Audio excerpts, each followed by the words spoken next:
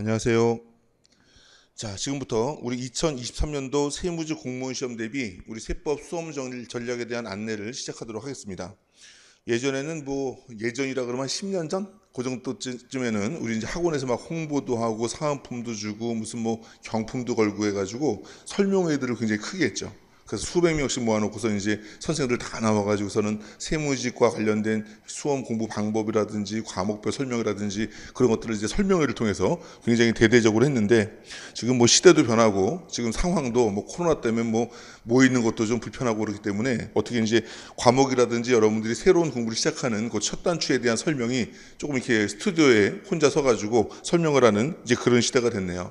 자, 어쨌건 예전에 많은 사람들을 앉혀놓고서 세무직 공무원에 대한 설명을 했던 그런 시절도 있었는데, 어쨌건 지금은 조촐하게 스튜디오에서 설명을 드리지만, 어쨌건 여러분들이 세무직 준비를 하기 위해서 전체적으로 어떤 공부를, 특히 세법에 관해서는 이제 어떻게 시작하고 어떤 과정을 거쳐야 이제 우리가 목적하는 세무직 시험에서의 세법을 정확한 점수를 얻을 수 있는 그런 과정이 되는지를 이제 설명을 한번 해보도록 하겠습니다.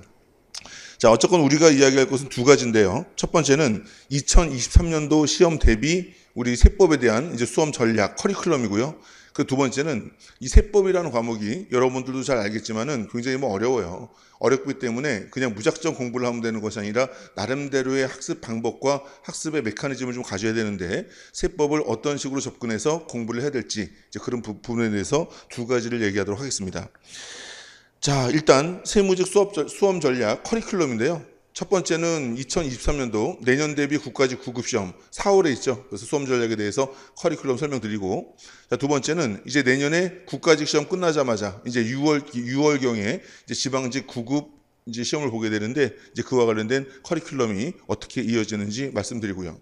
자, 올해 같은 경우는 4월 2일 날 조금 땡겼어요. 선거 때문에 그랬는지 4월 2일 날 국가직을 받고, 이제 지방직은 이제 6월 18일 날 지금 볼 예정이죠.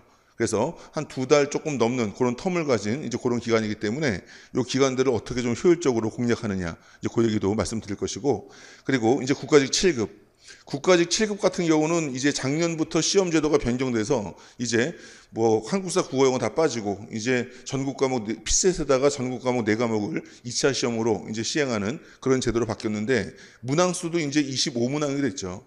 그래서 작년 시험이 이게 앞으로도 계속될 트렌드가 될 건지, 아니면은 아직까지 픽스가 된 것이 아니어서 이후에 좀 변경이 될 건지 모르겠지만, 우리 2021년도 7급 시험을 기준으로 해서 그 난이도라든지 문항수에 대한 대비 등에 대해서 설명을 좀 드리도록 할 것이고요. 그리고 세법 같은 경우는 워낙 잡다한 부분들이 많아가지고 기본 커리큘럼 안에다가 모든 걸 다 실을 수가 없어요. 그래서 이제 기타 세법 등에 대해서는 이제 또 매년 세법이 또 개정되니까 개정세법, 기타 세법 등에 대해서는 특강을 통해서 어떻게 이루어지는지 전반적인 설명을 드려보도록 하겠습니다. 자, 이 순서로 진행하고 마지막에 우리 세법이라는 과목의 공부 방법을 설명드리면서 마무리하도록 할게요. 자, 일단 국가직 9급 시험 내년 4월에 예정되어 있는 그 시험은요, 일단 전체적인 커리큘럼을 보자 그러면은 이제 이런 커리큘럼 하에서 이제 수업이 진행될 겁니다. 자, 그래서 먼저 기본 이론 같은 경우는요, 이제 올인원 과정이라 그래서 예전에는 제가 기본 세법을 하고 기본 이론을 하고 거기다가 얹어가지고 심화 이론을 하는 과정으로 두 달 이렇게 4달 과정을 했었는데, 이제 세법이 매년 개정되고 양도 많아지는 데다가 문제의 난이도도 자꾸 높아지다 보니까 이게 이제 아무리 기본 수업의 내용만 가지고 하더라도 두 달 동안 회독을 다 돌리는 게 이제는 힘든 걸 넘어서서 이제 불가능해졌습니다. 그래서 세법은 기본적으로 이론 과정을 4달로 잡아가지고 이제 1단계, 2단계를 계속 진행하는 거예요. 그래서 1단계에서는 국세기본법, 국세징수법, 부가가치세법, 그리고 2단계에서는 법인세법, 소득세법, 이것이 우리 시험에 나오는 주요 5가지 세법인데, 얘들을 1단계, 2단계를 한순환으로 해가지고 이제 격월로 1단계, 2단계를 계속 반복해서 어쨌건 매월 진행할 거예요. 기본 수업은. 자, 그렇게 진행이 되고요. 자, 그 다음에 이제 5월부터 시작했다는 가정하에서는 5월, 6월, 7월, 8월에 올인원 1단계, 2단계 이론 과정이 끝나고 나면 이제 그 다음에는 이제 이 압축 이론 해서 세법이라는 것도 마찬가지고 다른 과목도 마찬가지겠지만 한 번으로 완전하게 알아질 수 있는 건 없어요. 별로가 아니라 공부라는 부분에 있어서는 거의 없다고 볼 수 있겠죠. 여러분들이 영어, 한국사, 국어 이런 부분들은 문제풀이 한 번 보고 나서 시험에 응시할 수 있는 그런 상황이 될 수도 있겠지. 왜? 공무원 시장 와서 처음으로 공부를 한 게 아니잖아요. 여러분들 뭐 어렸을 때부터 십수년간 계속 해왔던 공부에 대해서 공무원의 방향으로 맞춘 것 뿐이기 때문에 어쨌건 여러분들이 그만큼 알고 있는 상황에서 시험 준비로 별도로 배우는 거라서 문제풀이 한 번에 시험에 응시할 수도 있겠지만은 뭐 세법이라든지 회계학이라든지 실급에서 헌법경제학 이런 것들은 여러분들이 배웠던 것들이 아니기 때문에 새로이 배우는 이러한 사회과학들을 1회독의 공부로 완전하게 끝난다? 이거는 뭐 불가능한 얘기예요. 그래서 일단 여러분들이 1단계, 2단계의 기본 수업을 듣고 나면 수업을 들어서 아주 열심히 들어서 충실하게 잘 이해를 했다 할지라도 그래도 요때쯤 되면 요거 까먹고요. 요거 후반쯤 가면 또 앞부분도 까먹고 그래요.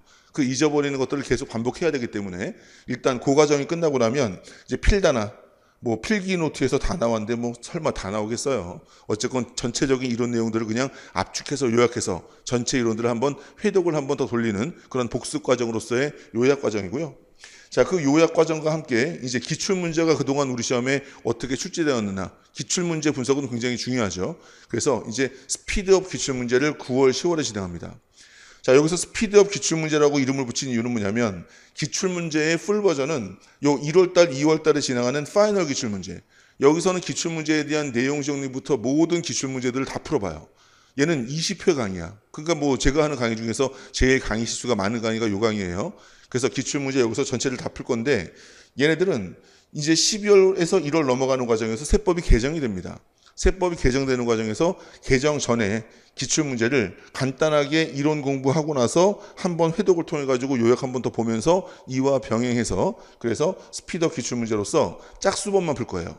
글쎄 짝수번만 풀 건지 홀수번만 풀 건지는 그때 가가지고 내가 마음이 바뀔 수도 있는데 어쨌건 짝수번 또는 홀수번 그러니까 50%만 푸는 거죠. 그래서 전체 범위를 50% 정도만 풀어가지고 이제 기출문제에 대한 기본적인 감을 잡으면서 우리가 이렇게 세법으로 공부한 내용이 어떻게 우리 시험에 문제화가 되었는지 그 출제 범위라든지 난이도라든지 그런 것들을 테스트해보고 이론 공부를 제대로 했는지에 대한 점검 과정으로서도 상당히 중요한 3회독의 과정이 되겠죠. 그리고 나서 이제 11월달, 12월달에 되면요. 이제 뭐 세법만 중요한 게 아니라 다른 과목들도 많이 있으니까 다른 과목들과 좀 밸런스를 맞춰가지고 이제 5과목 이제 공통적으로 투입을 좀 해야 되겠죠. 그런 과정에서 세법은 손 놓으면 안 되기 때문에 이제 완벽정리 OX라는 게 있어요. 완벽정리 OX는요. 이제 우리 시험은 사지선다형 문제지만 결과적으로는 이 20문제가 4개의 OX 진위형 문제가 80개 지문이 나오는 것과 다를 바 없다고 생각을 해야 돼요. 그래서 지문 하나하나의 진위를 판단하는 것이 우리 세법시험 문제풀이의 가장 기본적인 요소가 되는데 그렇기 때문에 지문 하나하나, 주요 지문 하나하나가 맞는지 틀린지를 검토하는 이제 그러한 최종 정리 OX 교재를 가지고 이제 처음부터 끝까지 전 범위에 대해서 OX를 정리하는데 사실 요 OX 강의 같은 경우는요. 제가 4월 달에 시험 보기 한 2주 전쯤에 그때 한 이틀 정도 16시간 잡아가지고 요거예요. 최종 정리 OX. 16시간 정도 잡아가지고 이틀 동안 그냥 후다닥 하면서 시험 보기 전에 잊어버리지 말아라 라고 이제 도장 찍는 그런 강의인데 이것을 연말에도 학생들이 하도 해달라고 요청이 많아가지고 연말에는 얘는 16시간짜리 강의인데 얘는 이제 32시간짜리 강의로 해가지고 요거보다 훨씬 더 자세하게 관련된 이론까지도 좀 충분히 정리하면서 그렇게 진행해서 이제 2022년도 지날 때 요때 세법이 개정된단 말이죠. 세법 개정되기 전에 어쨌든 간에 개정 전 세법으로서 전체적인 4회독의 과정을 거쳐가지고 여러분들에게 세법을 좀 탄탄하게 만드는 이제 그러한 과정이 될 겁니다. 그리고 나서 세법은 이제 개정이 되고 나면요. 개정되고 나서 이제 여러분들은 이 과정을 다 거친 친구들은 이제 객관식 세법을 넘어가게 되는데 이 객관식 세법도 마찬가지로 문제만 푸는 것이기 때문에 이 객관식 세법과 요 필다나 이론 요약을 병행해가지고 그래서 이론 정리하고 객관식 세법 관련된 진도만큼 문제 풀어내고 이제 이 과정을 이제 충실하게 공부하게 될 겁니다. 자, 이 객관식 세법이 얼마나 중요하냐면 제가 이제 무슨 얘기를 하냐면요. 우리가 세법과 관련해서 공부하는 모든 수험의 내용들은 이 객관식 세법만을 위한 것이다. 이 객관식 세법이 우리 시험의 목표예요. 그래서 이 객관식 세법 이전에 우리가 쫙 공부해왔던 모든 과정은 이 객관식 세법을 소화하기 위한 과정이고 이 객관식 세법 이후에 동형 모의고사라든지 최종 정리 OX 요 과정은요. 이 객관식의 내용을 완전하게 소화했는지를 마지막으로 검토하고 정리하는 과정이다. 라고 말해도 과언이 아닐 정도로 제 커리큘럼에서 가장 중요한 부분은 이 객관식 세법입니다. 자, 이 객관식 세법 같은 경우는요, 어떻게 구성이 되냐면, 얘네들은 우리 공무원 7구급 기출문제 중에서 이제 뭐 기출문제가 뭐 수십 년간 나왔었는데 그 수십 년간 나왔던 그 모든 문제들은 이 기출문제에 정리가 되어 있고요. 이 객관식세법 같은 경우는 그 기출문제 중에서 쓸만한 것들 뽑아가지고 이제 제가 좀 문제를 좀 가공해가지고 필요한 내용으로 좀 집어넣은 거 그게 한 30% 정도 되고요. 그리고 회계사 시험, 세무사 시험에 나와 있는 범위와 우리 시험 범위가 거의 비슷한데 얘들은 뭐 계산 문제 위주죠. 그래가지고 회계사 시험 같은 경우는 세법이 1차 시험이 60% 정도가 계산 문제고 40% 정도가 말 문제예요. 그리고 세무사 시험 같은 경우는 한 5대5 정도로 절반이 계산 문제고 절반이 말 문제인데 이 말 문제들이 오지선다형으로 꽤 어려워요. 근데 이 꽤 어려운 문제의 수준이 자꾸 우리 시험 문제에 반영이 되고 있는 이제 그런 그 추세이기 때문에 이 회계사 시험, 세무사 시험에 대한 문제도 한 20% 정도 의미 있는 기출 문제들을 전부 다 뽑아와가지고 제가 또 가공해서 수록을 해왔고요. 그리고 우리 경찰 간부 문제가 있어요. 경찰 간부 시험에 세법 과목이 있는데 뭐 많이 선발하는 그러한 직렬은 아니어가지고 응시생들이 많지는 않지만 어쨌든 경찰 간부 시험은 이제 7급 경찰 시험이죠. 여기에 출제된 세법 문제가 굉장히 질이 높아요. 수준도 높은데 굉장히 질이 좋아요. 반대로 말하면 제가 공무원 세법을 가르치고 있지만 이 공무원 세법은 출제해서 제가 기출을 해설할 때마다 굉장히 많이 비난을 해요. 저도 원치 않지만 어쨌건 적어도 수험생들의 세법이라는 전문 부분에 대한 지식을 물어보기 위한 시험으로서 참 부적절한 문제들이 많이 나온다는 얘기죠. 정말로 세법의 논리를 공부하기를 바라는 거냐, 쓰잘데기 없는 것들을 외우거나 희한한 함정을 만들거나 문제 오류가 발생했는데도 불구하고 시정이 되지 않는 그런 해도 있었고요. 그래가지고 이에 대해서는 상당히 제가 나름대로의 약간의 불만들을 가지고 있는데 이 경찰 간부 시험 같은 경우는 상당히 문제 출제에 조금 심혈을 좀 기울인 그러한 흔적이 좀 보이는 굉장히 질 높은 문제들이 많아요. 그래서 이 경찰 간부 시험에 대해서도 한 20% 정도 이제 그렇게 수록을 해놨고요. 자, 얘네들을 그대로 수록한 것도 있지만 이제 세법은 또 매년 개정되기 때문에 당연히 개정사항 반영하고 올해 시험에 조금 더 중요할 부분에 포인트를 조금 넣어가지고 제가 일정한 가공을 하긴 하죠. 그리고 여기다가 나머지 30%는 굉장히 중요한데도 불구하고 아직까지 우리 시험에 나오지 않은 이제 그런 문제들을 이제 실전 예상 문제로서 한 30% 정도 그렇게 제가 제작을 해가지고 집어넣은 이제 그런 구성으로서 구성되어 있는 것이 이제 객관식 세법이 됩니다. 그래서 이 객관식 세법 같은 경우는요, 이제 베이직 테스트라는 파트가 있고요. 그리고 하드 테스트라는 파트가 있어가지고 여기에 이제 우리 시험에 이제 9급 시험 수준 정도의 문제들을 이제 선별해가지고 수록해 놓은 거고요. 그리고 하드 테스트의 문제들은요, 얘들은 약간의 계산 문제들 그리고 7급 수준까지 전부 다 포괄할 수 있는 그런 난이도가 좀 높은 부분까지 조금 테마를 좀 달리 해가지고 두 개의 구성으로서 단원별로 구성을 해놨습니다. 그래서 일단 4월 시험 9급 대비할 때는 이 베이직 테스트를 위주로 해서 수업을 진행하고 그리고 하드 테스트 문제 중에서는 이제 하드 테스트지만 그래도 9급 고득점을 위해서 이런 것들은 풀어봐야 된다라고 해가지고 한 하드 테스트의 40% 정도를 제가 수업 중에 체크를 해서 풀어줘요. 그러니까 이제 하드 테스트의 60%만큼은 굳이 9급 시험을 준비해서 그 짧은 시간 내에 그것까지 볼 필요는 없다라는 개념으로 이제 베이직 테스트는 100%, 하드 테스트는 한 40% 정도를 이제 그 9급 시험 대비로서 객관식세법에서 다루게 됩니다. 여러분들은 저 객관식세법에서 우리가 공부한 내용 중 실제 시험에 안 나올 내용은 없다라는 생각으로 저 객관식세법을 통해서 여러분들이 알고 있는 것들을 문제에 접합시키는 이제 그런 훈련들을 충분하게 할 수 있을 거예요. 그래서 저 객관식세법 같은 경우는 무리하게 공부를 늦게 시작해가지고서는 이론 수업만 간단히 딱 듣고 나서 그리고 나서 들어올 수는 없는 과정이에요. 그래서 이제 요 이후에 여러분들의 진입 시기에 따라 가지고 어떤 커리큘럼으로 진행을 해야 되는지를 설명을 드리겠지만 어쨌건 요 객관식세법 같은 경우는 적어도 여러분들이 이론 수업에다가 그 이전에 요약 수업, 문제풀이 수업 중 어느 하나라도 그래도 들은 상태에서는 이제 요 과정을 소화할 수 있는 그런 상태가 되기 때문에 그 마지막으로 객관식세법 소화하고 나서 이 객관시세법에서 배웠다 그래서 또 완전해지는 건 아니기 때문에 그와 관련된 여러 가지 부족한 부분들을 요 동형 모의고사와 최종 정리 OX 절차를 통해서 이제 보완하는 과정으로 여러분들은 4월 시험장에 들어가게 되는 겁니다. 자, 아까 말했듯이 세법은 매년 개정되는데 2022년도 11월, 12월까지 2022년도의 세법으로 공부하다가 이제 2022년도 말에 세법이 법률이 통과돼요. 이때 법률이 통과되고 다음 연도 1월 초쯤 이때쯤 시행령이 제정돼 가지고 이 법률과 시행령이 반영된 내용으로 4월 시험에 출제가 된다는 얘기죠. 그래서 우리는 기민하게 2023년도 1월 초부터 개정된 법률과 개정된 시행령을 기준으로 해서 수업을 들어야 되는 거예요. 그래서 2023년도 1월 1일 이후에 있는 이 모든 과정들은 전부 다 2023년도 개정된 세법이 반영된 내용으로 수업이 진행된다라고 알고 있으면 되겠고요. 자, 이게 이제 전체적인 우리 커리큘럼이에요. 9급을 위해서 우리가 준비해야 될 그런 내용들.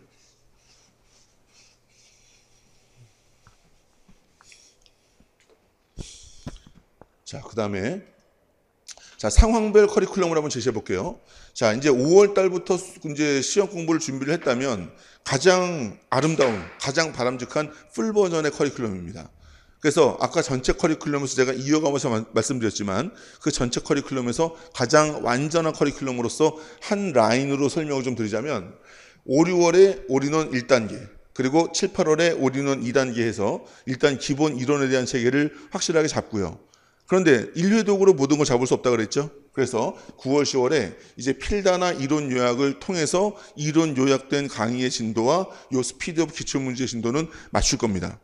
맞춰가지고 필다나 이론 요약에서 그 주에 배운 내용들을 그 주에 스피드업 기출문제로 이렇게 보완함으로써 요 이론 수업 공부한 부분에 대한 확실한 이해독의 보완을 할 것이고, 그리고 나서 11월, 12월 같은 경우는 이때는 정말 중요한 게 우리가 한 과목만 잘해서 되는 건 아니고 아까도 말씀드렸다시피 여러 과목에 대한 밸런스를 좀 맞춰야 될 시기이기 때문에 11, 12월 달에 여러분들이 해야 될 일은 뭐냐면 이렇게 충실하게 공부한 세법에 대해서 세법 휘발성 많다고 항상 얘기 들었죠. 잘 잊어버려요. 잊어버리지 않도록 요 완벽 정리 OX를 통해서 그 이론적 체계를 계속 유지해 가면서 여러분들이 5과목 중에서 취약한 과목이 있겠죠. 그 취약한 과목에 조금 더 시간 배분을 많이 해가지고 다음 연도 1월에 본격적인 게임이 시작되기 전에 여러분들의 5과목 평균 밸런스를 좀 맞추는 그런 노력을 요 완벽 정리 OX와 함께 진행을 하면 되는 거죠. 그리고 나서 세법 개정되고 나서 1월, 2월 달에 필다나 이론 요약을 통해서 이 필다나 이론 요약은요, 얘는 개정세법에 대한 반영 정리까지 함께 이루어지는 거예요.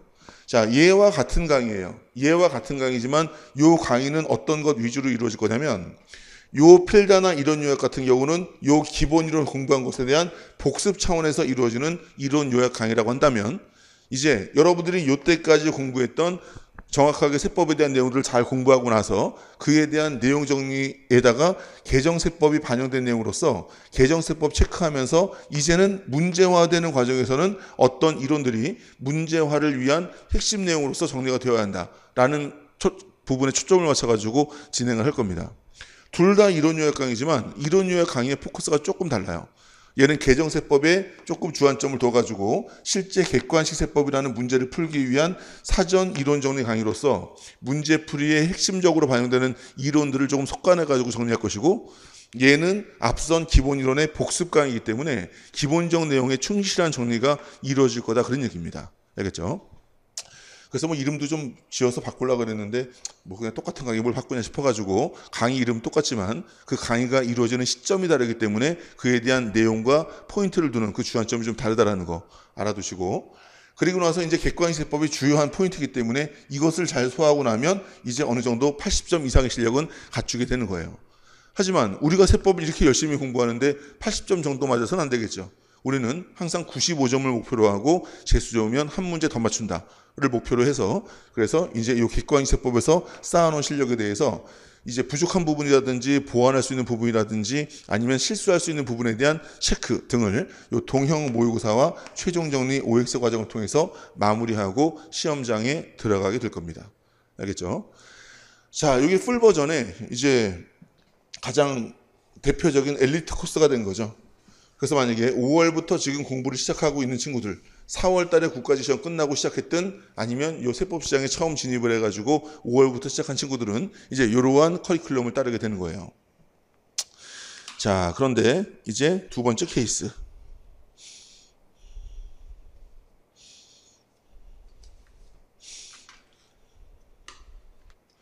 만약에 요번에 공부를 이제 5, 6월에 시작하지 못하고 이제 지금이 제가 이 설명회를 하고 있는 지금 시점이 5월 말이거든요. 자, 근데 만약에 7, 8월부터 진입을 했다. 자, 7, 8월부터 진입을 했다면 일단 여기서 설명드리는 모든 과정들은 이제 오프라인 실강 기준이에요. 오프라인 실강 기준이고 당연히 오프라인 실강에서 진행하는 모든 강의들은 전부 다 촬영해가지고 온라인 강의로도 함께 제공이 되기 때문에 어쨌든 이에 대한 시점 절차는 여러분들이 온라인 수강하시는 분들은 그 온라인 수강 시스템에 맞춰가지고 수강 계획을 잡으시면 되는 거예요. 순서만 지키세요. 순서만. 자, 7, 8월에 시작한다 그러면요. 일단 1, 2월에 1단계, 3, 4월에 2단계, 5, 6월에 1단계, 7, 8월에 2단계이기 때문에 얘는 아쉽지만 2단계부터 시작하게 돼 있어. 실강 시스템은. 만약에 온라인으로 공부하시는 친구들은 당연히 1단계부터 들어야 되겠죠. 당연히 1단계부터 듣고 그 다음에 2단계를 들어야 돼요. 그게 이제 공부하는 순서예요. 근데 만약에 실강을 수강한다라고 한다 그러면은 7, 8월에 실강 들으러 학원에 오면요. 이제는 법인세, 소득세부터 시작하는 2단계가 시작이 됩니다. 자, 관계는 없어요. 1단계 때 배우는 거랑 세목이 다르기 때문에 관계는 없는데 다만 가능하다면 1단계부터 시작하되 2단계부터 시작할 때는 전제가 필요해. 어떤 전제가 필요하냐면 여러분들이 회계학을 수강한 경우에만 요 2단계의 법인세법을 이해할 수가 있습니다. 다른 세법의 다른 과목 같은 경우는 뭐 회계학을 알면 물론 좋지만 회계학을 모른다 그래가지고 이해를 못할 과목은 아니에요. 하지만 이 우리 세법 중에서 법인세법이라는 파트만큼은요. 얘네들은 법인세법을 법인세 회계라고 부를 정도로 굉장히 회계와 밀접한 이제 그러한 분야이기 때문에 회계학을 공부하지 않은 상태에서는 이 법인세법을 이해할 수가 없습니다. 이해하기 힘든 걸 넘어서서 굉장히 어렵거나 힘들다기보다도 이해할 수 없다라고 단정을 지어도 뭐 무리가 아니에요. 그래서 2단계부터 수강을 하는 것도 가능하긴 하지만 반드시 회계학이 수강된 경우에 한정해서 2단계부터 시작하고 만약에 내가 회계학이 수강되지 않은 상태에서 세법을 완전 처음 시작하는데 수업을 들어야 되겠다. 그럼 할 수 없이 7, 8월에는 1단계 강의가 실강으로 개설되지 않기 때문에 그때는 여러분들이 이제 1단계, 2단계를 온라인으로 이제 그렇게 커버를 좀 해야 되겠죠.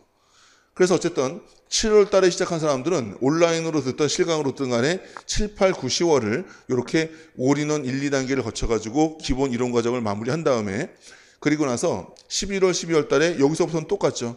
스피드업 기출문제를 보고 완벽 정리 OX를 통해서 이제 이해독을 완전하게 한 후 그리고 나서 이제 여기서 뭐가 빠지는 거냐면 우리 필다나 이론 요약이 빠지는 거예요. 필다나 이론 요약까지 여기다가 집어넣기 힘들기 때문에 어쨌든 그것 빠지고 기본 이론에다가 이것을 통해서 할 수 없이 부족하나마 2달 늦게 시작했으니까 그 부분에 대한 보완을 좀 해야 되겠죠. 그리고 나서 1, 2월, 3, 4월은 동일합니다. 1, 2월, 3, 4월은 어쨌건 우리의 핵심 포인트는 이 객관시세법이기 때문에 객관시세법을 정확하게 소화하기 위한 이제 이러한 과정들 그러한 객관시세법에 대한 점검을 하기 위한 이러한 과정들을 마무리해서 4월달 시험으로 가는 것은 이제 동일하다라고 보시면 되겠고 자 이제 문제는 이제 9월, 10월에 시작하는 친구들이죠. 이제 좀 늦게 시작했어요. 조금 늦게 시작했는데 어쨌건 다음 연도 또 4월을 목표로 할 거 아닙니까? 시작점이 언제냐? 물론 뭐 시작하고 나가지고 얼마나 열심히 하느냐도 굉장히 중요한 포인트가 되겠지만은 시작점이 언제냐? 똑같이 열심히 한다는 가정하에서는 시작점이 늦어지면 늦어질수록 당연히 합격 가능성은 좀 낮아지는 거예요. 그만큼 더 탁월한 노력을 하면 좋겠지만은 모든 학생들이 다 노력을 열심히 한다는 전제하에서는 당연히 그에 대해서는 합격 가능성은 조금씩 줄을 수밖에 없겠죠. 그래서 이제 9월, 10월부터 시작을 한다 그러면 당연히 물리적인 시간이 부족하기 때문에 우리가 공부할 수 있는 커리큘럼도 줄어들 수밖에 없어요. 그럼 뭔가는 포기하고 뭔가는 취해야 될 텐데 일단은 선택을 하더라도 이거는 기본이에요. 이거는. 올인원 1, 2단계는 무조건 세법이라는 과목으로 시험을 볼 거라면 올인원 1, 2단계는 무조건 여러분들이 충실하게 소화를 해야 되는 내용이고요. 이변이 없는 한 특별한 상황이 아닌 한 올인원 1, 2단계는 반드시 요 4달에 걸쳐서 공부를 하라는 얘기예요. 최소한 요 4달에 걸쳐서 공부할 시간이 확보가 안 된다 그러면 그 연도에 도전하는 시험은 일단 시험 삼아 보는 거고 그 다음 연도 도전이 진짜 도전이 되는 상황이 돼야 되지 시간이 없다 그래가지고선 동영상으로 한두 달 동안에 1단계, 2단계를 다 돌리게 되면요. 수업 러닝타임은 들어가겠지. 하지만 세법이라는 게 수업만 들어가지고 내 것으로 되는 것이 아니라 수업을 듣고 나서 최소한 수업 들은 시간의 동수 이상의 자기학습 시간으로서 보완하지 않는 한 아무리 제가 설명을 열심히 하더라도 제가 설명드려서 그 순간 이해한 것들은 전부 다 날아갈 수밖에 없어요. 그것을 내 것으로 만드는 충분한 물리적인 시간이 있지 않는 한 그 세법에 대한 학습 이론 내용은 내 것이 되지 않는다. 그래서 반드시 이론 과정은 이 4달이라는 물리적 텀을 두고 공부하는 것이 정석입니다. 그렇게 공부하고 나면 이제 1, 2월 달에 그 1번과 2번 상황에서 1, 2월 달 시작되기 전에 했던 그런 작업들을 얘는 이제 할 수가 없겠죠. 그렇다는 얘기는 1월 달에 객관식 세법을 들을 수 있는 상황이 안 된다는 얘기예요. 그래서 이제 1, 2월 달에는 필단한 이론 요약을 통해 가지고 공부를 하고 요 객관식 세법 대신에 파이널 기출 문제를 통해 가지고 시험 대비를 하는 겁니다. 자, 객관식 세법을 들으면 물론 더 좋겠지만은 어쨌건 파이널 기출 문제는 말 그대로 기출된 문제에 한정해 가지고 공부를 하게 되는 거고, 그리고 아까 말씀드렸듯이 객관식 세법 같은 경우는 출제 가능한 모든 부분들을 다 검토하는 거예요. 당연히 그래서 걔네들은 시간이 많이 걸리고 난이도가 높을 것이고, 이 기출문제 풀이 같은 경우는 파이널 기출문제는 어쨌건 그거보다는 난이도가 낮을 것이고, 어쨌건 20회의 커리를 잡아가지고요 굉장히 충실하게 설명을 할 겁니다. 문제 풀이 수는 객관식 세법 같은 경우는 강의 시수가 16회예요. 16회고 얘는 강의 시수가 20회야. 그러면 이게 더 양이 많고 객관식 세법은 이거보다 양이 적으냐? 그렇지 않아요. 객관식 세법 같은 경우는 얘는 16회를 하지만 여기다가 아마 보강 정도 해가지고 2회 좀 더 해가지고 아마 18회를 할 거고, 얘는 20회를 해가지고 뭐 실수로 따진다 그러면 한 회에 뭐 4시간씩이니까 80시간이 되는 거죠. 근데 문제풀이 문항수는 이 객관식 세법에서 파이널 기출 문제보다 한 2배 정도 문제를 더 풀 거예요.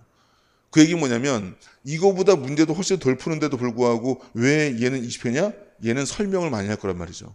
여러분들이 파이널 기출 문제를 1, 2월 달에 듣는다는 얘기는 객관식 세법을 들을 준비가 안 됐다는 얘기이기 때문에 이 1, 2월 달에 파이널 기출 문제 같은 경우는 기출 문제 풀이뿐 아니라 그와 관련된 부속 설명도 굉장히 자세하게 하면서 여러분들이 어쨌든 우리가 다룬 문제에서 시험 문제에 나온다 그러면 절대로 틀리지 않을 수 있는 최소한의 최선을 다하자라는 그런 과정이고, 이제 그 전에 모든 준비가 다 완벽하게 갖췄다 그러면 이 객관식 세법에서는 완벽하게 준비가 갖춰진 상태에서 문제풀이에 들어왔으니까 이제는 이론적 설명을 조금 줄이고 문제풀이에 포인트를 맞춰가지고 문제풀이에 집중된 그런 강의가 진행될 것이기 때문에 그 전 단계가 조금 부실하면 얘는 따라오기 힘든 거죠.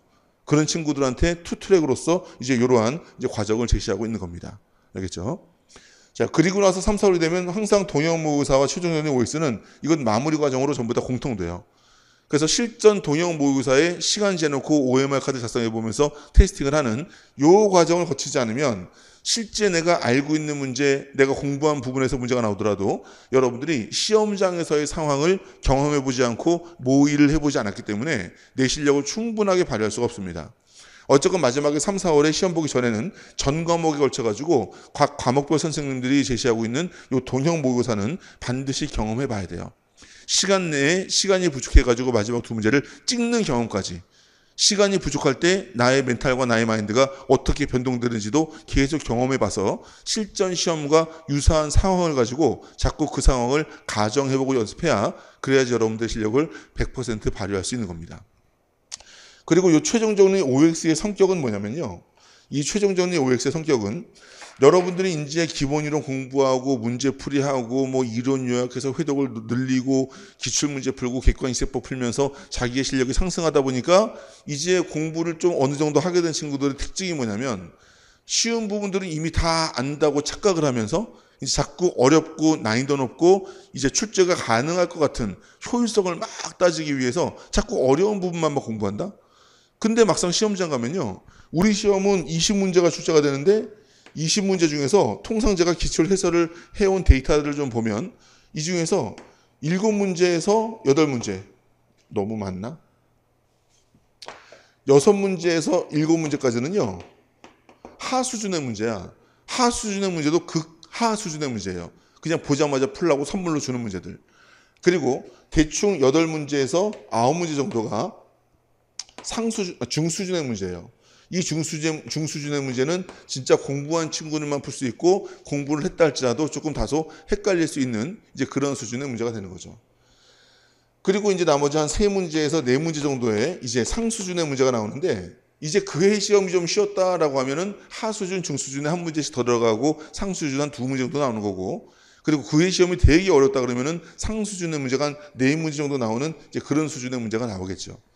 그래서 상중하로 이렇게 구성이 되다 보니까 기본적으로 어려운 부분만 막 공부하다 보면은 통상 요 수준의 문제에 대해서 여러분들이 준비를 하게 되는 건데 그렇다 보면 세법은 나중에 실무 가보시면 알 거예요. 쉽고 어려운 게 없어. 결과적으로 다 중요한 것들이기 때문에 쉬운 것도 신경 안 쓰면 착각하게 되는 거고 어렵다고 아무리 어렵다고 할지라도 심도 깊게 공부해가지고 내 것으로 만들어 놓으면 문제 자체는 굉장히 쉬운 문제로 보여요. 열심히 한 사람들에게는. 그런데 여러분들이 마지막에 이 부분에만 치중하다 보니까 어이없이 여기서 한두 문제가 나가. 그래서 기본적 체계를 마지막으로 한번 후다닥 갖춘 상태에서 그거 잊어버리기 전에 시험장에 들어가야 그래야지 여러분들이 이제 이 부분에 대한 보완 플러스 이 부분에 대한 어이없는 실수까지 확실하게 잡아서 여러분들이 시험장에서 완전한 결과를 얻을 수 있다는 거예요.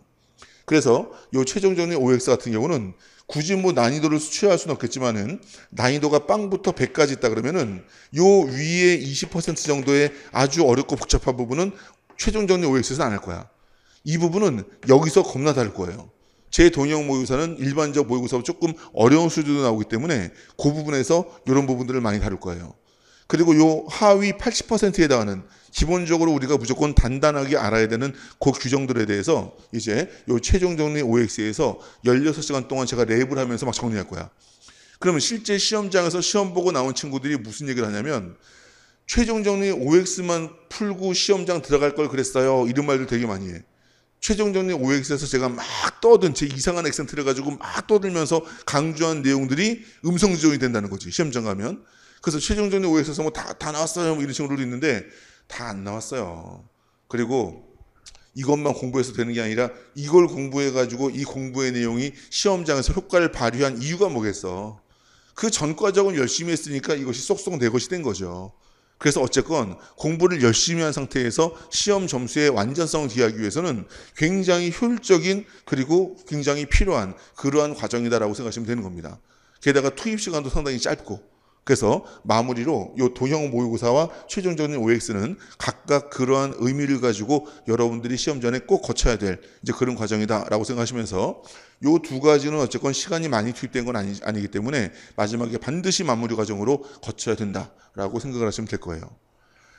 자, 우리 상황별 커리큘럼에서 제시하진 않았지만은 만약에 11월, 12월 달에 시작을 했다. 11월, 12월 달에.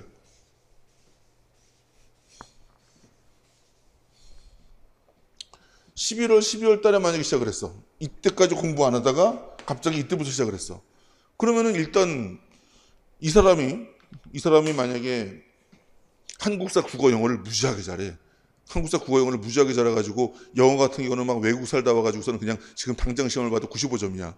그리고 한국사는 뭐 자기가 그동안 과외를 막 해와가지고 한국사도 별도 준비가 필요 없이 90점 맞을 자신이 있어. 그리고 국어 같은 경우는 그래도 기본 베이스는 하고 있어.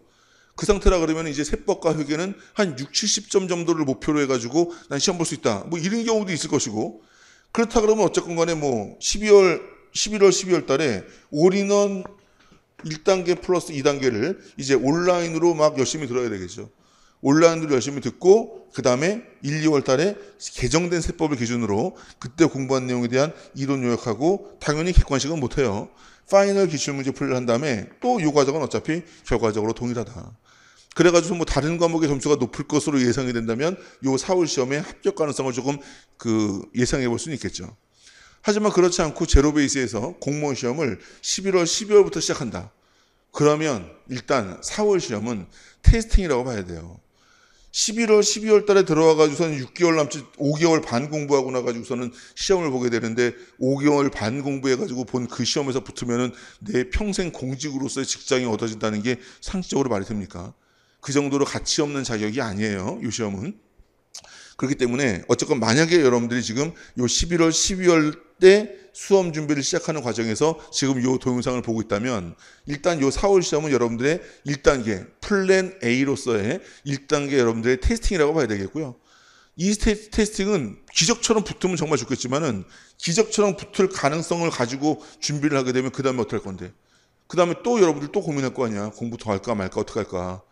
그리고 이렇게 부족한 상황에서 몸부림쳐야 되기 때문에 정상적인 방법으로 공부하기는 힘들어요. 자꾸 여러분들의 요행이라든지 재수 이런 것들을 바라는 비정상적인 시스템으로 공부를 하다 보니까 공부에 기본적으로 필요한 틀 자체가 많이 무너진 상태여서 그렇게 엉망진창으로 공부하다 보면은 결과적으로 그 다음에 다시 시작하더라도 그 베이스가 상당히 부실해질 수밖에 없는 겁니다.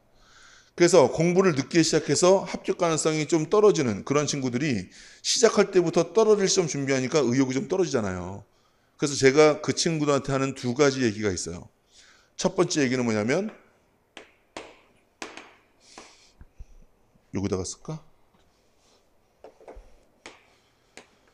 최선을 다해라. 최선을 다하는데 첫 번째는 최고의 점수로 불합격해라. 자, 떨어지는 시험이기 때문에 그냥 대충 공부하다가 나중에 어차피 떨어질 건데 뭘 발버둥을 쳐 하면서 3월달쯤 되면 스스로 공부에 손을 놔요. 그리고 독서실만 가가지고선 스마트만 보고 가지는 거지. 그러지 말고 떨어지더라도 그 내가 시도하는 이 부족한 환경에서의 시험에서 최고의 점수로 떨어지더라도 떨어지는 일 중에서 1등하라는 얘기야. 떨어지더라도 최고의 점수로 불합격하는 그러한 노력을 시험 막바지까지 한 다음에 그리고 나서 시험 끝나고 그 다음 연도를 준비하게 된다면 그 다음 연도의 준비는 훨씬 견고하고 충실한 준비가 될 겁니다. 그리고 이거는 뭐 시험에서만의 얘기가 아니라 우리가 살고 있는 인생살이 전반에 걸쳐가지고 꼭 필요한 겁니다. 잘 들으세요. 우리에게는 언제나 플랜 B라는 것을 가슴에 담아두고 살아야 된다. 우리가 어쨌건 간에 1단계로 목표하는 바가 뭐든지 있겠죠. 공부도, 사업도, 물건도, 친구도, 사랑도 첫 번째 계획이 있겠지. 그런데 여러분들 살면서 느껴봤겠지만 그 플랜 A가 잘 되답니까? 이게 잘 안 되지. 플랜 A대로 되면 참 좋겠지만은 그렇게 안 되는 경우가 훨씬 더 많은데 내가 첫 번째 목표했던 플랜 A가 안 됐기 때문에 거기서 무너지거나 좌절하거나 안 된 이후에 허송세월을 보내거나 이러면서 인생의 질이 조금씩 떨어지기 시작하는 거예요. 우리는 항상 플랜 A를 위해서 미친 듯이 열정적으로 달려야 되겠지만은 인생사 모르는 것이기 때문에 만약에 플랜 A가 이루어지지 않았을 때 플랜 B를 반드시 준비해 놓고 플랜 A가 되지 않은 순간 그 순간부터 곧바로 플랜 B로 착수하는 겁니다. 자, 이 플랜 B는 뭐 여러 가지 경로가 있을 수 있겠죠. 플랜 B는 4월에 국가직 시험 끝나고 나가지고 난 오직 국세청에 들어가기만 할 거다라고 생각하면서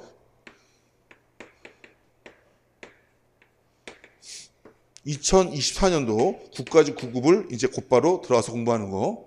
두 번째는 우리 시험의 장점 중 하나가 뭐냐면 공무원 시험이라는 것은 국가직도 있지만 국가직 끝나고 지방직이라는 또 하나의 기회가 있어요.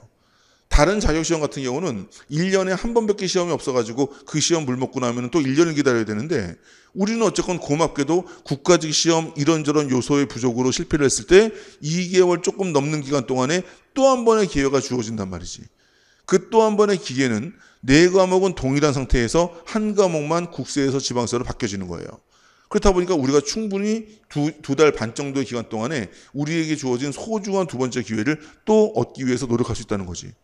그 기회는 이렇게 물리적으로 부족한 시간에 9급 시험을 준비했던 것과는 달리 이 준비를 최고의 점수로 불합격하기 위해서 최선을 다했다면 플러스 2달 반의 기간은 굉장히 달콤하게 여러분들의 실력을 향상시켜 줄 수 있는 기간이 될 수 있어.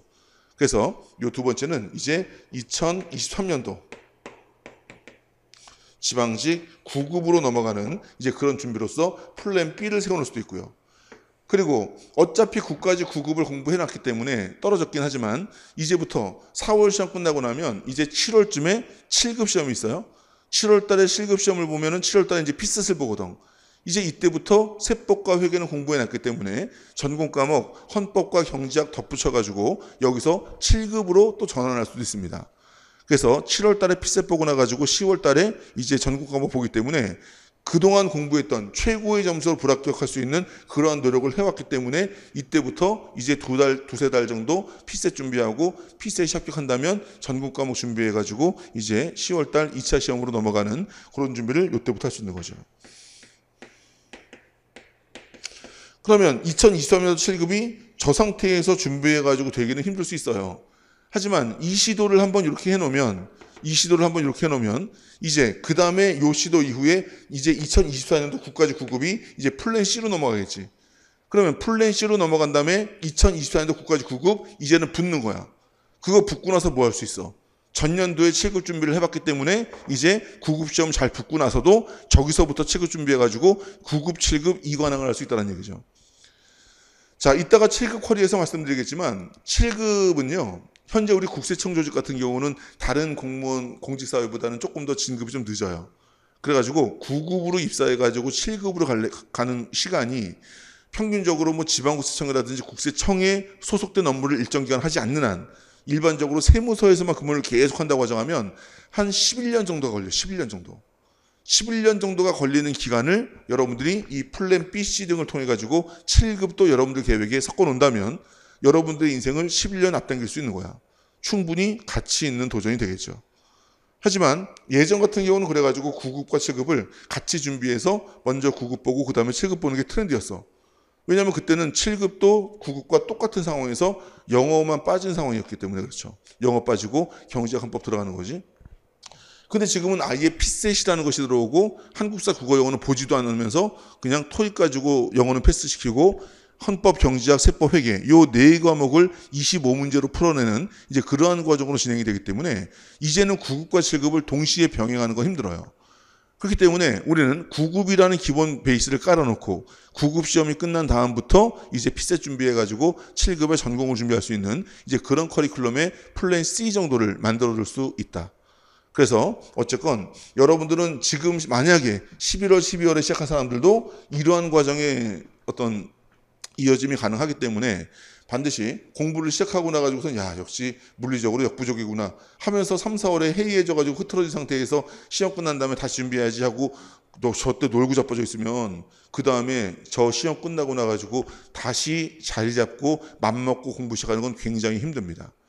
하지만 아까 말한 것처럼 3, 4월 시험까지 부족하더라도 최고의 점수로 떨어질 수 있는 그런 노력을 했다면 그 다음에는 플랜 B에서 이것도 가능하고 이것도 가능하고 이것도 가능하고 이 가능한 시도들의 효용성이 굉장히 높아질 거란 말이에요. 결과성도 높아질 것이고 그래서 이제 그러한 절차로서 마음을 단단히 먹고 시작을 해야 되겠죠. 늦게 시작한 만큼. 알겠죠? 자, 그래서 어쨌건 올해 2023년도에 부분 여러분들이 제가 지금 촬영하고 있는 이 쿼리 동영상을 보면서 여러분들의 수험 가이드라인 잡을 텐데 어쨌건 이런 구성으로 국가직 9급에 대한 준비가 진행된다라고 알아두시면 되고 사실 뭐 여러분들이 저를 신뢰한다면 이런 뭐 쿼리 영상 뭐 쿼리 설명 같은 거 들을 필요도 없어요. 그냥 올인원 1단계로 들어오면 돼 그냥. 참고로 저는 거의 뭐 세법에 제 인생을 바친 사람이에요. 저 같은 경우는 이제 세무사가 좀 늦게 합격했어요. 이제 처음에 이제 대학 졸업하고 나가지고 은행 들어가서 이제 업무하다가 이제 어떻게 제가 이제 은행에서 제가 뭘 했겠어요. 창구에서 뭐 그 예금 받겠어요. 이제 대출해주고 돈 안 갚는 사람들 독촉하고서 이제 그 사람들 재산 집행해가지고 이제 채무 상환 받고 막 이제 이런 거 했겠죠. 채권 추심. 그거 하다 보니까는 이게 아무래도 부동산에 대한 담보라든지 경매라든지 부동산 처분이라든지 이런 거 관계가 좀 있다 보니까 제가 부동산 쪽에 나름대로 은행권에서는 전문가였어요. 근데 그런 상황에서 이제 저희 그 매형이 회계법인의 회계사인데 회계법인 대표인데 저희 매형이 회계법인을 이 그 법원 앞으로 이렇게 이전을 하면서 법원 앞이니까 이제 부동산 등기 등을 굉장히 많이 해가지고 부동산 팀을 하나 만든 거야. 근데 부동산 전문가들이 많이 없으니까 그 당시에 은행에서 근무하고 있던 저를 데려다가 이제 부동산 팀장 시켜주면서 네가 이제 부동산 세제 쪽을 좀 네가 공부해가지고서는 여기서 담당을 좀 해라. 해가지고선 제가 이제 거기서 공부 정말 열심히 해가지고 회계법인의 재산실장으로서 이제 양도, 상속, 증여 등을 담당해서 일을 했죠. 일을 했는데 열심히 했어요. 정말 열심히 공부해가지고 진짜 매형에게 누가 되지 않으려고 열심히 공부해서 진짜 나름대로 한 3, 4년 열심히 해서 전문가가 됐는데 근데 되게 서러운 거야. 왜냐하면 이 텍스 시장에서는 세무사 회계사라는 전문직 자격사들이 있다 보니까 나는 그 자격이 없으니까 그냥 매형을 회계법인으로 둔 재산팀 그냥 처남실장 이러다 보니까는 굉장히 자존심도 상하고 매년 그 회계사들, 세무사들 수습하러 오면은 그 어린애들한테 쥐뿔도 모르는 애한테 회계사님, 세무사님 이래야 되고 그거 서럽죠. 그래가지고 저도 안 되겠다. 자격증 따야 되겠다. 해가지고 제가 32살 때 산에 들어가가지고 저는 이제 공부를 해가지고 다행히 1년 4개월 정도 걸려가지고 합격을 했어요. 절박했으니까 동차 합격해가지고 제가 시험 준비하고 나가지고 최종 합격한 때까지 기간이 한 1년 4개월 정도 걸렸어요. 진짜 피똥 쌌어요. 빨리 붙었네? 그게 아니야. 그만큼 진짜 남들 2, 3년 하는 만큼의 피똥 싸가지고 그래서 붙었어요. 그래가지고 그때 붙고 나서 그때부터 이제 다시 매형 회계법인으로 갈까, 제 사무실 오픈할까, 아니면 다른 세무법인에서 경력 좀 더 쌓다가 조금 개업을 할까 생각을 하다가 어쩌다 보니까 이 강의를 하게 됐네. 강의를 하면서 실무를 하면서 대학에서 교수를 하면서 전임 교수하고 뭐 학과장하고 뭐 이러면서 어쨌건 지금 강의만 제가 세법 공무원 강의만 지금 17년째 하고 있고요. 그리고 제가 매년 내는 세법에 관한 책들이 전부 다 한 12권, 13권 정도 되고요. 그리고 저 같은 경우는 실무도 해봤고 수험생 시절도 있었는데다가 세무사 따고 17년 동안 세무 공무원을 준비하는 여러분들 가르쳐봤고 세무사 회계사도 가르쳐보고 지금은 세무사 2차 시험인 세법학이라는 판례 위주의 논술 시험 가르치고 있고 어때요? 뭐 제가 그래서 어쨌건 세금밥 먹은 지가 한 23년 돼요. 그러니까 어쨌건 저는 제 인생의 절반 이상을 어쨌건 세금에 몸담고 있는 사람이지. 그러니까 여러분들이 저에게 신뢰를 준다 그러면 이런 커리큘럼 필요 없어. 그냥 올인원 1단계로 들어오면 그때부터 제가 계속해서 이제 여러분들이 이걸 배우고 나서 뭘 하고를 수업 시간 중간 수업 과정 진행하면서 계속 여러분들한테 주입을 할 것이고 어떤 방식으로 공부할 것인지를 계속해서 내가 최면을 걸 거야. 그래서 어쨌건 올인원 1단계에다가 발을 한번 들여보세요. 그리고 나서부터는 그냥 물 흐르듯이 내가 하라는 대로만 해. 나를 믿고 내가 하라는 대로만 한다면 여러분들은 결과적으로 내년 4월에 또는 후년 4월에 여러분들이 세법 때문에 떨어졌다는 얘기 절대 나오지 않을 것이고 오히려 세법 때문에 합격할 수 있다는 얘기가 충분하게 나올 수 있는 그런 17년간의 세월을 전 보내왔으니 그 부분을 신뢰하고 어쨌건 여러분들이 이 커리에 몸을 담았으면 좋겠습니다. 자, 그 정도로 얘기하고요.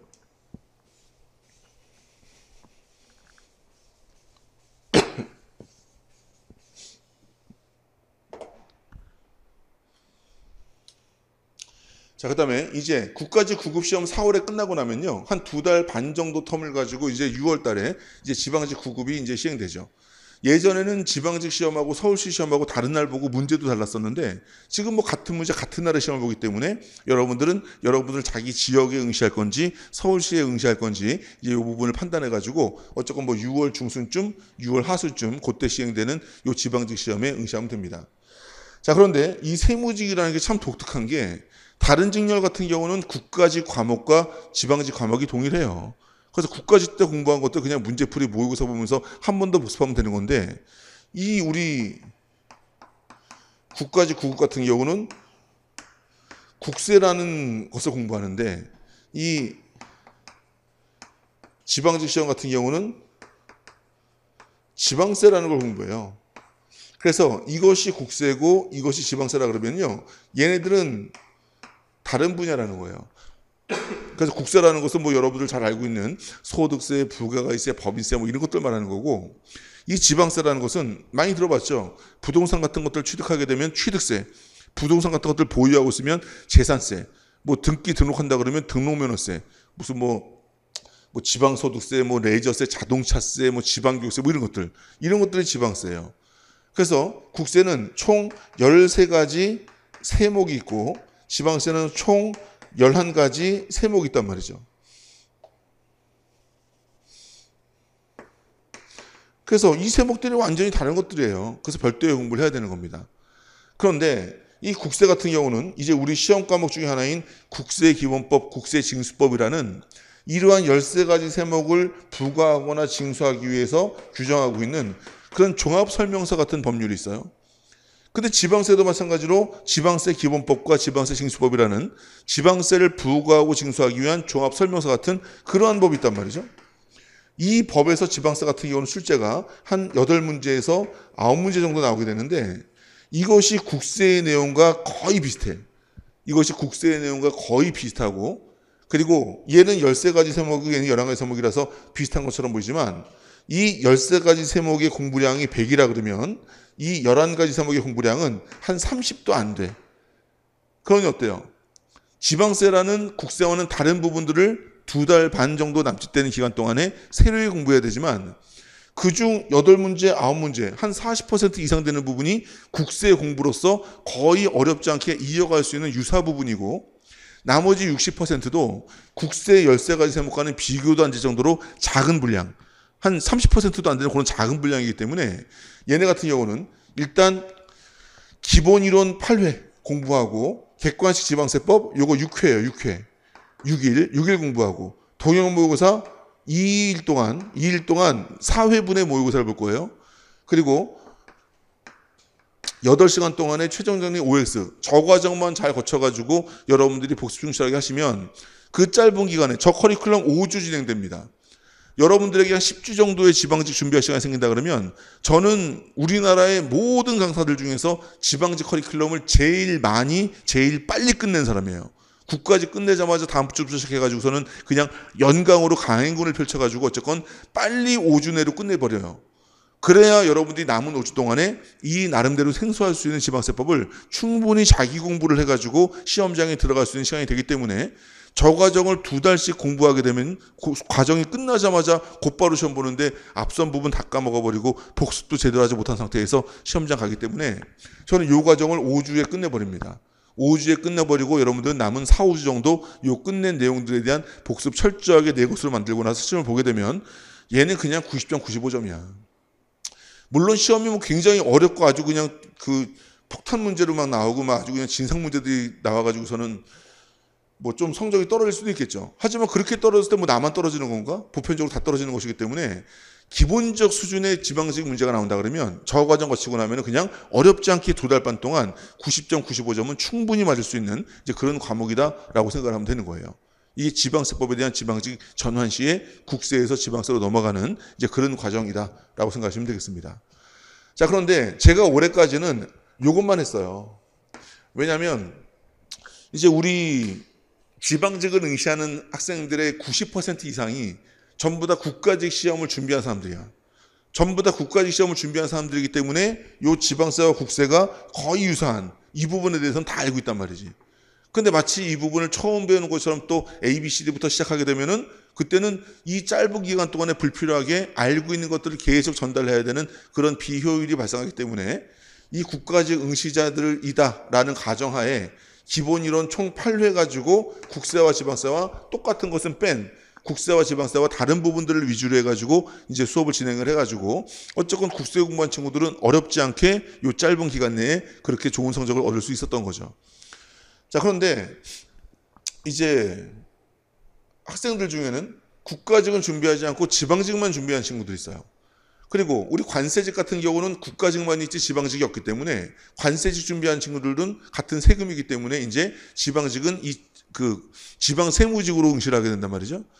그리고 국가직을 응시하긴 했는데 이 세법을 좀 더럽게 못해가지고 국가직을 했음에도 불구하고 지방세와 국세가 같은 부분이라 할지라도 이걸 알아야 이게 쉬운 건데 이거를 자체를 모르면서 국가직 응시한 친구들이 꽤 있더라고요.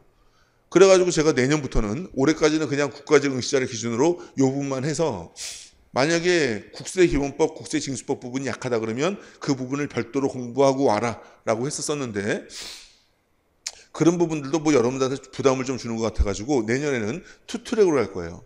투트랙으로 가가지고 이제 국가직 응시자는 국가직 시험 본 다음에 다다음 주에 수업을 시작하고 그리고 세법 초심자 같은 경우는 이제 총 16회짜리 국세와 지방세와 중복되는 부분에 대한 강의가 8회란 얘기예요. 그 8회라는 강의를 포함시켜가지고 아예 세법 초심자 등을 기준으로 해가지고 지방세법을 처음부터 ABCD부터 풀 버전으로 가르치는 그런 기본 강의 16회짜리를 투트랙으로 두 강좌를 개설을 할 겁니다. 그래서 이 강좌 같은 경우는 국가직 시험 끝나자마자 곧바로 다음 주에 개강할 것이고 얘는 그 다음 주에 개강을 해가지고 얘들의 종강 시점을 맞춘 다음에 그리고 나서 이 과정은 동일하게 이어지는 걸로 이제 그렇게 구성을 할 예정이에요. 2023년도부터는 이제 꼭 그렇게 할 거고요. 자, 그래서 이제 국가직 시험 끝나고 나가지고 6월 달에 이제 시행되는 지방직 9급은 이제 이러한 과정으로 준비를 하시면 될 것 같습니다. 자, 그 다음에 이제 7급의 문제인데, 7급의 문제. 자, 국가직 7급 같은 경우는 이제 올해는 10월 15일 날 시행 예정이고요. 내년에도 뭐 10월경에 시험을 보겠죠. 그래서 이제 국가직 시험과 지방직 시험은 이미 국가직 시험은 끝났고 지방직 시험은 뭐 다음 달 18일이니까 지금 커리큘럼을 듣는 친구들은 이제 뭐 지방직 응시는 내년을 고민해야 되겠지. 자, 그런데 이 국가직 7급 같은 경우는 지금 시점에 아직 10월 15일 날 시행되는 그러한 과정이 있기 때문에 그 내용의 남은 커리큘럼까지 함께 지금 설명을 드리는 거예요. 자, 일단 7급 시험의 풀 버전은 이겁니다. 7급 시험의 풀 버전. 자, 7급의 성격에 대해서 잘 보세요. 7급 시험 같은 경우는 1차 시험이 있고 2차 시험이 있고 3차 시험이 있어요. 3차는 뭐 면접이고요. 그래서 우리는 뭐 고려하지 말고. 자, 1차 시험 같은 경우는 P셋인데 2차 시험은 이제 전공 과목 4과목이란 말이죠.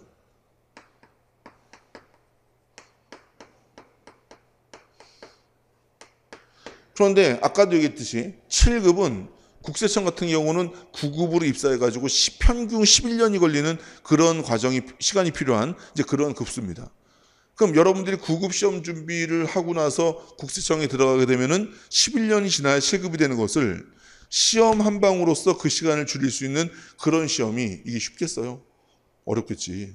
이거를 국가직 시험 끝나고 나가지고서는 잠깐 얹은다고 합격 가능성이 높다든지 아니면 그냥 꼴랑 뭐 한 5, 6개월 준비하고 나서 7급 시험에 붙는다든지 그럴 경우는 쉽지 않겠죠. 그렇죠?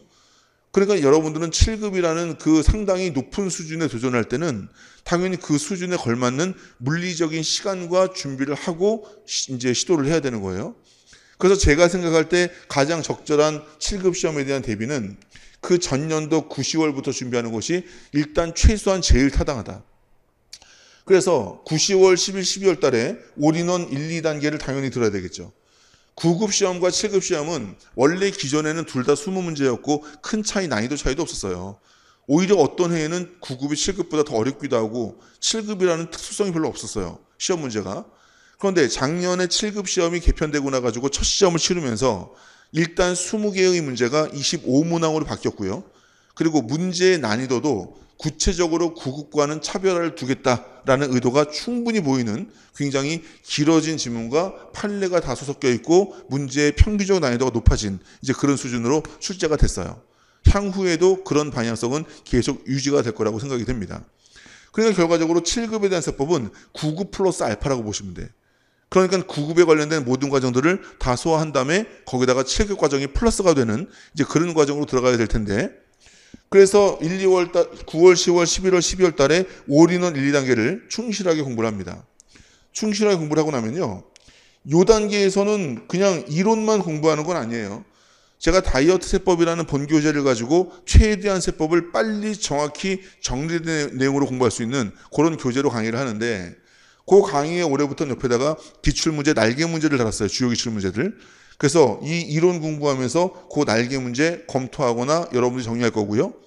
그리고 이 기본 이론과 객관시세법 같은 데들은요. 제가 복습 테스트 문제를 나눠줘요. 매주마다. 그 주에 배웠던 내용들을 테스팅할 수 있는 그 문제들을 계속 나눠줘요.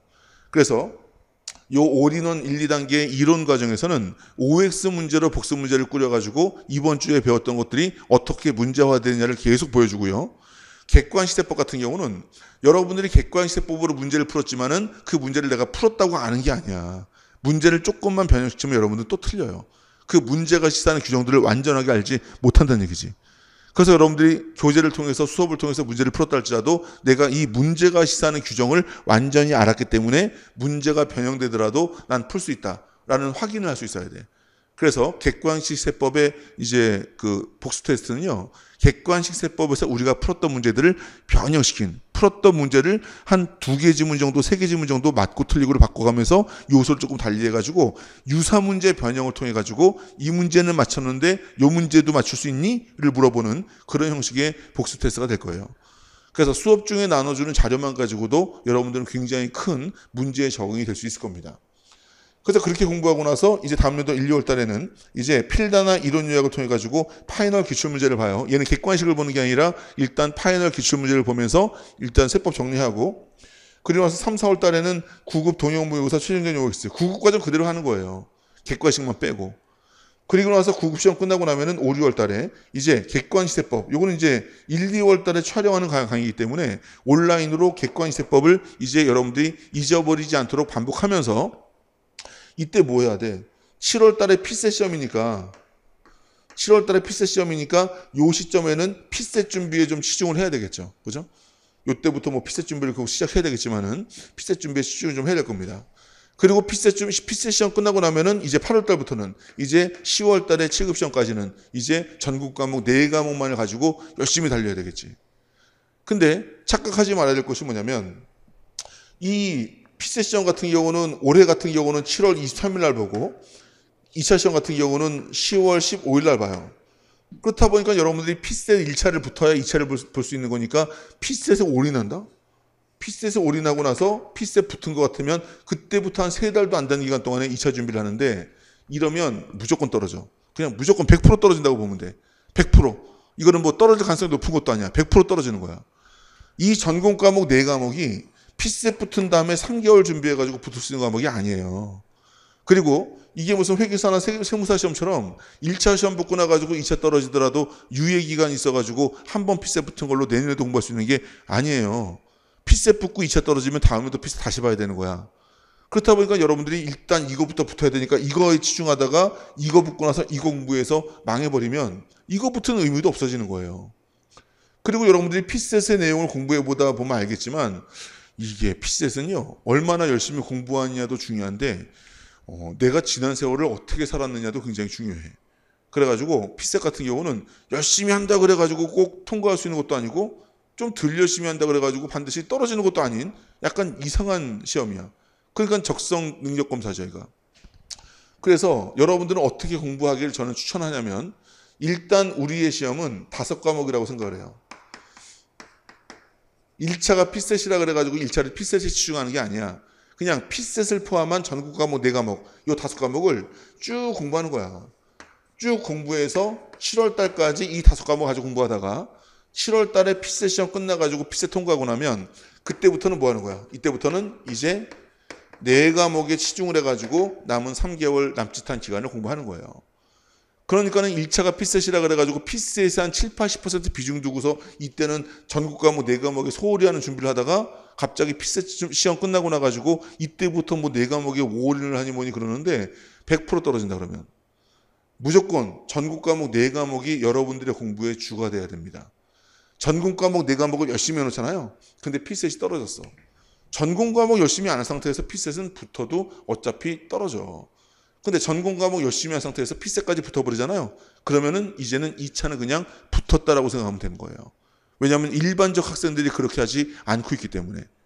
그래서 피셋 전부터 전국 과목에 대한 커리는 여러분들이 1년 넘는 기간 동안에 충분하게 준비를 하세요. 7급이라는 자격은 그만큼 투입이 당연한 거고 그만큼 투입과 투자가 너무나 의미 있는 투자이기 때문에 6, 7개월, 7, 8개월 이 정도 1년도 안 되는 기간 동안에 준비해가지고 7급을 따가지고 나간다는 생각은 하지도 말란 얘기야. 알겠죠? 그래서 저게 풀 버전의 커리큘럼이 될 겁니다. 알겠죠? 자, 그런데 이제 지금 이미 준비하는 친구들은 현재가 5월이니까 이제 4월까지 기본적으로 최소한 이론 강의 드러났겠지. 그리고 지금 7, 8월 시작하기 전에 객관식 세법이든 뭐 기출문제든 뭐 하나는 드러났었어야 되는 겁니다. 뭐 하나는 드러놓고 이제 7월 달에 들어가게 되면 이제 7월 달에 들어가는 그 개념이 뭐냐면 여러분들 피셋 시험 보는 그 시점이 되고 나면 이제 그때 심화 이론을 개량할 거야. 심화 이론. 심화 이론 같은 경우는 7급 이론 과정이라고 보시면 돼. 7급 이론 과정. 근데 이 심화 이론에서는 뭘 배울 거냐면요. 얘들은 이제 16일 동안 공부를 할 건데 7, 8월에 이제 주당 2시간씩 해가지고 16회를 공부할 건데 얘 같은 경우는 이제 기본 이론에 대한 내용들을 알고 있다는 전제하에서 이제 기본사항, 복습 정리 그리고 여기에다가 이제 7급 수준이 점점 어려워지고 지엽적이고 지문의 양이 많아진다 그랬죠. 그래서 7급 수준에 맞는 심화 이론에 대한 추가 정리를 할 거예요. 그리고 이 심화 이론의 진도에 맞춰가지고 뭘 할 거냐면요. 하드 테스트 완전 정복을 할 거예요. 하드 테스트 완전 정복이라는 건 뭐냐면 우리 객관식세법에는 베이직 테스트와 하드 테스트가 있다고 했죠.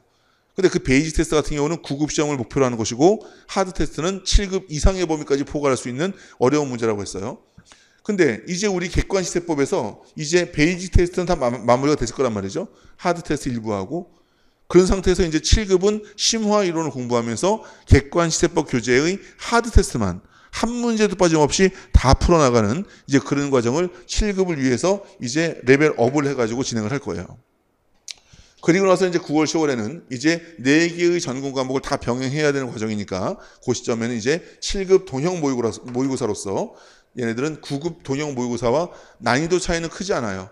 9급 동형 모의고사와 다른 문제, 다른 결의 문제로 25문제씩 구성을 해가지고 이것도 8회의 모의고사를 통해 가지고 여러분들이 7급 시험에 완전을 기할 수 있는 이제 그런 과정을 진행을 할 겁니다. 요 7급 동형 모의고사를 여러분들이 준비할 때는요, 반드시 플러스 9급 동형 모의고사도 함께 병행을 하세요. 9급 동형 모의고사도 함께 병행을 해가지고 이 모의고사에 대한 전범위 주어지는 부분에 대해서 능동적으로 여러분들의 지식을 끌어다가 맞출 수 있는 그런 테스팅을 이제 9월, 10월에 하게 된다면 여러분들은 10월에 있을 그런 전국 과목 4과목 중 세법이라는 부분에 있어서는 7급이고 뭐고 다 됐어. 7급이고 뭐고 23문제 이상 어쨌건 90점 이상을 충분히 맞을 수 있는 이제 그런 결과를 얻을 수 있을 겁니다. 자, 그래서 7급 과정의 풀 버전은 이건데 지금 올해 7급을 준비한 친구들 같은 경우는 이미 이전 과정에서 세법이 어느 정도 정리가 되어 있다라는 상태에서는 이제 7, 8월부터 심화이론, 하드 테스트 완전 정복, 그리고 7급 동형 모의고사의 과정을 추가하여서 이제 우리가 2차 시험인 4과목 중 하나인 세법에 대한 준비를 마무리하게 될 거다라고 생각을 하시면 될 것 같습니다. 자, 그래서 우리 국가직 9급과 지방직 9급 그리고 국가직 7급에 대한 올해 내년 준비에 대해서 말씀드렸고요. 자, 아까도 서두에 말씀드렸지만은 이 세법이라는 것은 세법의 전 부분에 대해서 기본 수업의 모든 것들을 다 포함시켜 가지고 진행하기는 불가능해요. 그래서 이제 또 거기다가 매년마다 세법이 바뀌기 때문에 그 바뀐 내용에 대한 체크도 분명히 필요한 거죠. 그래서 일단 내년 1월 29일 날 내년 초부터는 저는 이제 바뀐 세법 가지고 제 세법 교재 13권을 막 개정하느라고 무지하게 바빠요. 어쨌건 1월 달에 개정된 그 내용을 가지고 저는 곧바로 수업에 반영해 가지고 여러분들 4월 시험, 뭐 6월 시험, 7월 시험에 대비를 해야 되니까 그래서 바쁜데 어쨌건 간에 1월 29일 날 요 일요일마다 특강을 하는 거야. 1월 29일 일요일부터 4주간 일요일 날 매일매일 일요일 특강을 하는 거예요. 첫 번째는 양도소득세 특강. 양도소득세라는 것은 소득세의 한 부분이에요. 소득세는 통상적으로 9급에서 한 4문제 정도 나오고 뭐 7급도 그 정도로 나왔었어요. 근데 그 중에서 제일 중요하다고 볼 수도 있는 부분이긴 한데 이 양도소득세가 문제가 뭐냐면 시험 문제는 한 문제 나올까 말까 한 부분인데도 불구하고 물론 실무적으로도 수험적으로도 중요하긴 해요. 근데 한 문제가 나올까 말까 한 부분치고는 예전에는 되게 쉬웠는데 최근에 정부가 부동산 투기 억제 등을 모토로 해가지고 법률을 이것저것 다 바꿔나가고 있는데 그중에서 제일 많이 복잡해지고 변화되고 아주 더럽게 지랄 맞아진 게 저 양도소득세 부분이야. 그래가지고 제가 한 10여 년 전까지만 해도 양도소득세 같은 경우는 한 3시간 정도 강의로 끝났어요. 근데 지금은 세법이 너무 복잡해지고 너무 확대가 되고 너무 경우의 수가 많아진 투기 억제 규정이 들어오다 보니까 이 상황도 너무나 많아지고 저 양도소득세를 아마 풀 버전으로 강의를 한다 그러면 한 15시간 강의해야 될 것 같아요. 근데 저 한 문제 나올까 말까 한 부분에 대해서 그렇게 투입하는 것은 타당하지 않기 때문에 어쨌건 제가 양도소득세 특강을 통해서 한 6시간에서 7시간 정도 6시간에서 7시간 정도 강의하는 것도 상당 부분 치고 시험에 이 부분이 나올 것이다 라고 제가 정말로 확신을 갖고 모험을 걸어가지고 여러분들한테 정리하는 부분만 적용될 거예요. 그래서 양도세 같은 경우는 정규 과정에서는 별도로 공부할 필요 없고 정규 과정에서는 양도소득세가 어떤 의미인지만 간단하게 보면 되는 거고 이제 1월 29일 날 양도소득세 특강을 통해서 그날 하루 배운 걸 가지고 여러분들이 복습하고 시험에 대응하는 이제 그러한 정도의 투입만 하길 바라는 거죠. 교재는 2023년도 개정수법이 반영된 제 본교재 다이어트세법으로 진행을 할 것이고 자, 그다음에 세법 매년 개정되고 나면요, 이제 개정은 뭐 한 500개 조문 정도가 매년 개정이 돼요. 그런데 그게 다 우리 시험에 나오는 건 아니기 때문에 우리는 이제 우리 수험과 관련된 부분에서 개정 전에는 뭐였는데 이게 어떤 이유로 이렇게 바뀌었다를 한 4시간에서 5시간 정도, 그 해의 개정을 양에 따라 가지고 좀 시간은 달라지겠죠. 매년 다르겠지. 자, 올해 같은 경우는 그래도 세법 개정이 그렇게 작년에 비해서 심하진 않았기 때문에 4시간 안짝으로 끝났어요. 그런데 뭐 내년에는 뭐 얼마 될지 모르니까 한 4시간에서 5시간 정도 계획을 하고 있습니다. 자, 이때는 개정된 내용만 일목요연하게 정리를 해가지고 개정된 내용이 뭐 때문에 어디서 어떻게 바뀌었기 때문에 이런 것들이 이렇게 문제화될 것이다 라는 내용으로 특강을 해가지고요, 개정세법 특강 자료를 별도로 제본으로 만들어가지고 당일날 이렇게 제공을 할 겁니다. 자, 그 다음에 우리 국세 중에서는 상속세 및 증여세법이라는 게 있는데, 얘는 원래 9급, 7급에 한 문제씩 꼭 나왔었어요. 근데 지금 7급에서는 지금 한 3년째 지금 한 문제도 안 나오고 있고요. 9급은 나왔다 안 나왔다 지금 그래. 그래가지고 얘도 뭐 반드시 투입해라라고 하기 좀 애매한 부분이긴 한데, 어쨌건 정상적 커리를 따라가지고 준비한 친구들은 그래도 고득점을 위해서 반드시 준비를 하세요. 그래서 어쨌건 1년에 요 시점 요거 딱 한 번 준비하고 그거 며칠 복습한 다음에 관련된 문제 풀어보는 되는 그런 노력만 하면 되는 거니까 어쨌건 이런 부분들도 소홀히 하지 말고 준비를 좀 해두세요.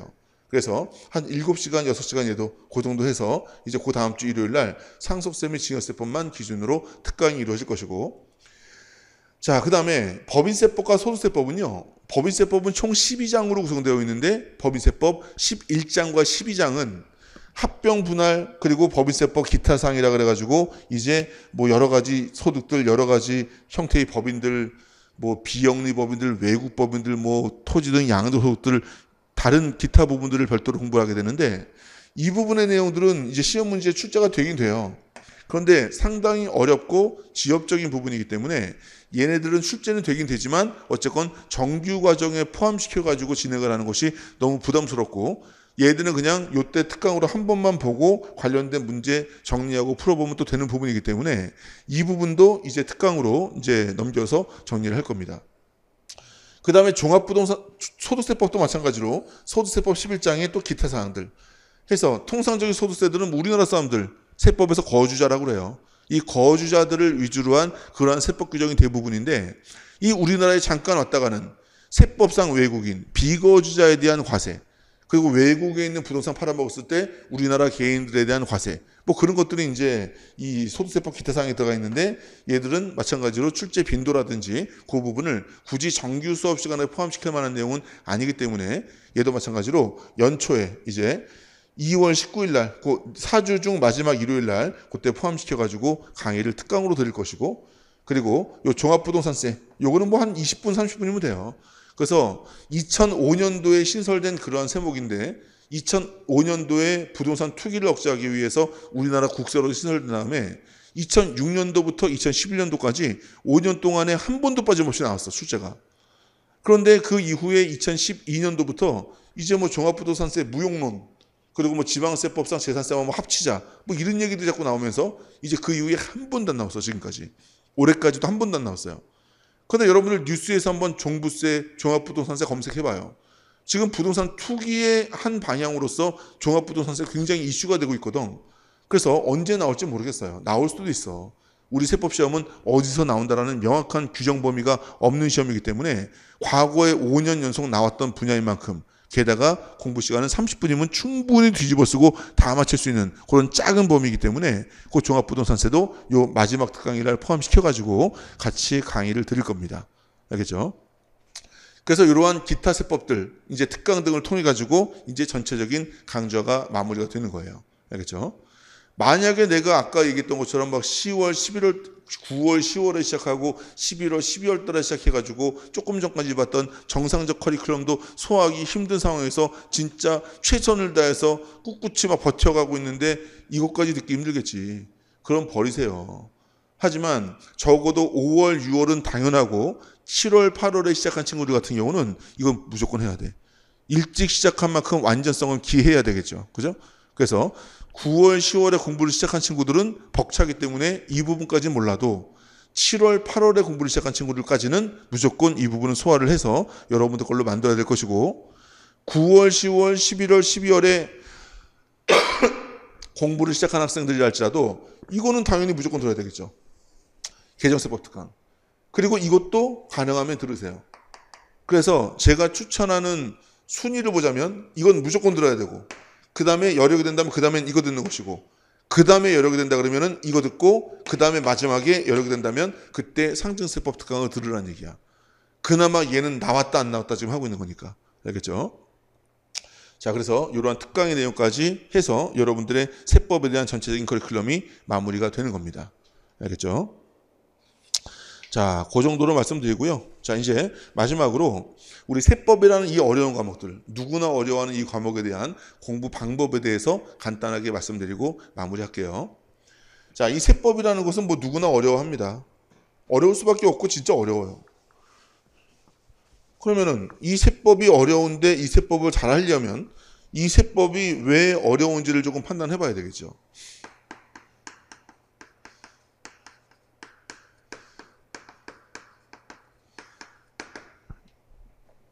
자, 이 세법이라는 분야, 세법이라는 과목, 시험을 위해서도 실무를 위해서도 얘가 굉장히 어려운 이유는 뭐냐면,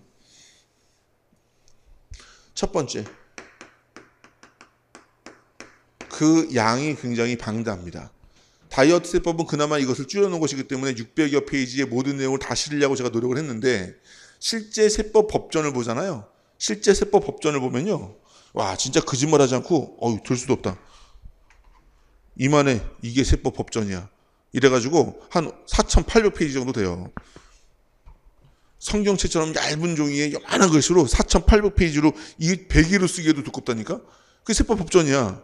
그 방대한 양의 내용을 수험적으로 줄여놓은 게 수험 교재고, 그 수험 교재도 전체적으로 세법에 대한 원조물을 다 실어놓고 있는데 그걸 우리가 뭐하러 공부하고 앉았냐고. 우리는 그 부분에 대한 것들 읽어봐도 어차피 모르는데. 그래서 수험과 관련된 기승전결로 표를 정리해서 원조문의 내용 훼손하지 않고 여러분들의 시험 문제를 풀기 위해서 가장 효율성 있게 만들었다라고 생각하면서 제가 지금 사용하고 출간하고 있는 책이 다이어트 세법이에요. 그래서 어쨌건 그 양이 무지하게 방대하기 때문에 어려운 거다. 그래서 우리는 그 방대한 양들의 세법을 어떻게 공부해야 되느냐를 잘 고민해 봐야 될 것이고, 자, 두 번째, 세법이 어려운 두 번째 이유는요, 일단 용어가 어려워요. 용어가 뭐 제척기간, 무슨 뭐 소멸시효, 그리고 뭐 양도담보권제, 물전납세 의무, 우리가 평상시 들어보지 않는 낯설고 어려운 용어로 구성되어 있다 보니까, 게다가 또 이제 세법에서 말하고 있는 내용들이 세법만 어려운 게 아니야. 세법이라는 것은 일정한 경제 상황에 대해서 세금을 부과하는 법인데, 이 세법을 알고 모르고를 떠나서 이 경제 상황을 수험생인 여러분들은 이해를 못하는 거야. 그래서 세법은 한 30밖에 안 되는데 이 세법이 왜 이렇게 규정되어 있냐를 알려면 부동산도 알아야지, 무역도 알아야지, 수출입도 알아야지, 금융도 알아야지, 무슨 일반적인 상거래도 알아야지, 상법도 알아야지, 민법도 알아야지, 이런 부차적인 부분들에 대한 지식이 일반적 수험생들이 없으니 결과적으로 30%의 세법 내용을 설명하려고 이 세법 외의 부분들을 저는 계속해서 예시하고 설명하고 상황을 이해시켜야 되는 거지. 그 기본적으로 여러분들은 그 용어 자체가 어렵고 그에 대한 내용 자체가 어렵기 때문에, 그래서 세법은 이제 어려운 거죠. 일단 용어가 익숙치가 않아. 거기다가 세 번째, 여러분들은 세금을 걷어본 적도 내본 적도 없어. 이 세법이라는 것은 세금을 걷어들이는 과세관청과 이 세금에 대한 납세 의무가 있는 국민들 사이에서 내야 되는 놈과 걷어야 되는 놈들의 관계를 규율한 게 세법인데, 여러분들은 세금을 내본 적도 없고 세금을 걷어들이는 지위에 가려고 수험생으로 공부하는 과정이죠. 그러니까 경험해보지 않았으니 이 경험적, 실무적 사회과학을 공부한다는 게 상당히 와닿지 않다라는 거예요. 그렇기 때문에 이렇게 양도 많고 용어도 더럽게 어렵고 경험도 없어가지고 상황 가정도 안 되는 이런 세법을 자꾸 여러분들은 암기 과목이래. 그래서 외울 게 많대. 그래, 외울 게 많긴 해요. 그런데 이 세법은 암기 과목이라는 생각을 가지고 접근하면 절대로 이 세법은 잘할 수 없는 걸 떠나서 할 수가 없어요. 그래서 저는 이론 수업을 진행하는 과정에서는, 최소한 이론 수업을 진행하는 과정에서는 여러분들한테 외우란 말을 한마디도 하지 않을 거예요. 외우란 말을 한마디도 하지 않을 것이다. 그래서 이 세법이라는 것은 절대 암기가 아닌 이해를 위주로 공부를 해야 될 것이고요. 그 이해를 위주로 공부를 하면은 이해는 되는데 기억이 나지 않아 문제를 풀 수 없을 수도 있잖아요. 하지만 우리는 세법을 지금 우리 커리큘럼 실컷 봤는데 한 번 공부할 게 아니에요. 우리 세법은 적어도 6, 7회독을 거쳐가지고 시험장에 들어갈 것입니다. 그래서 이렇게 정확하게 이해를 하면 외울 필요가 없고 그렇더라도 잊어버리거나 망각할 수 있기 때문에 우리는 그 이해된 내용들을 6, 7회독의 과정을 거쳐가지고 반복할 거야.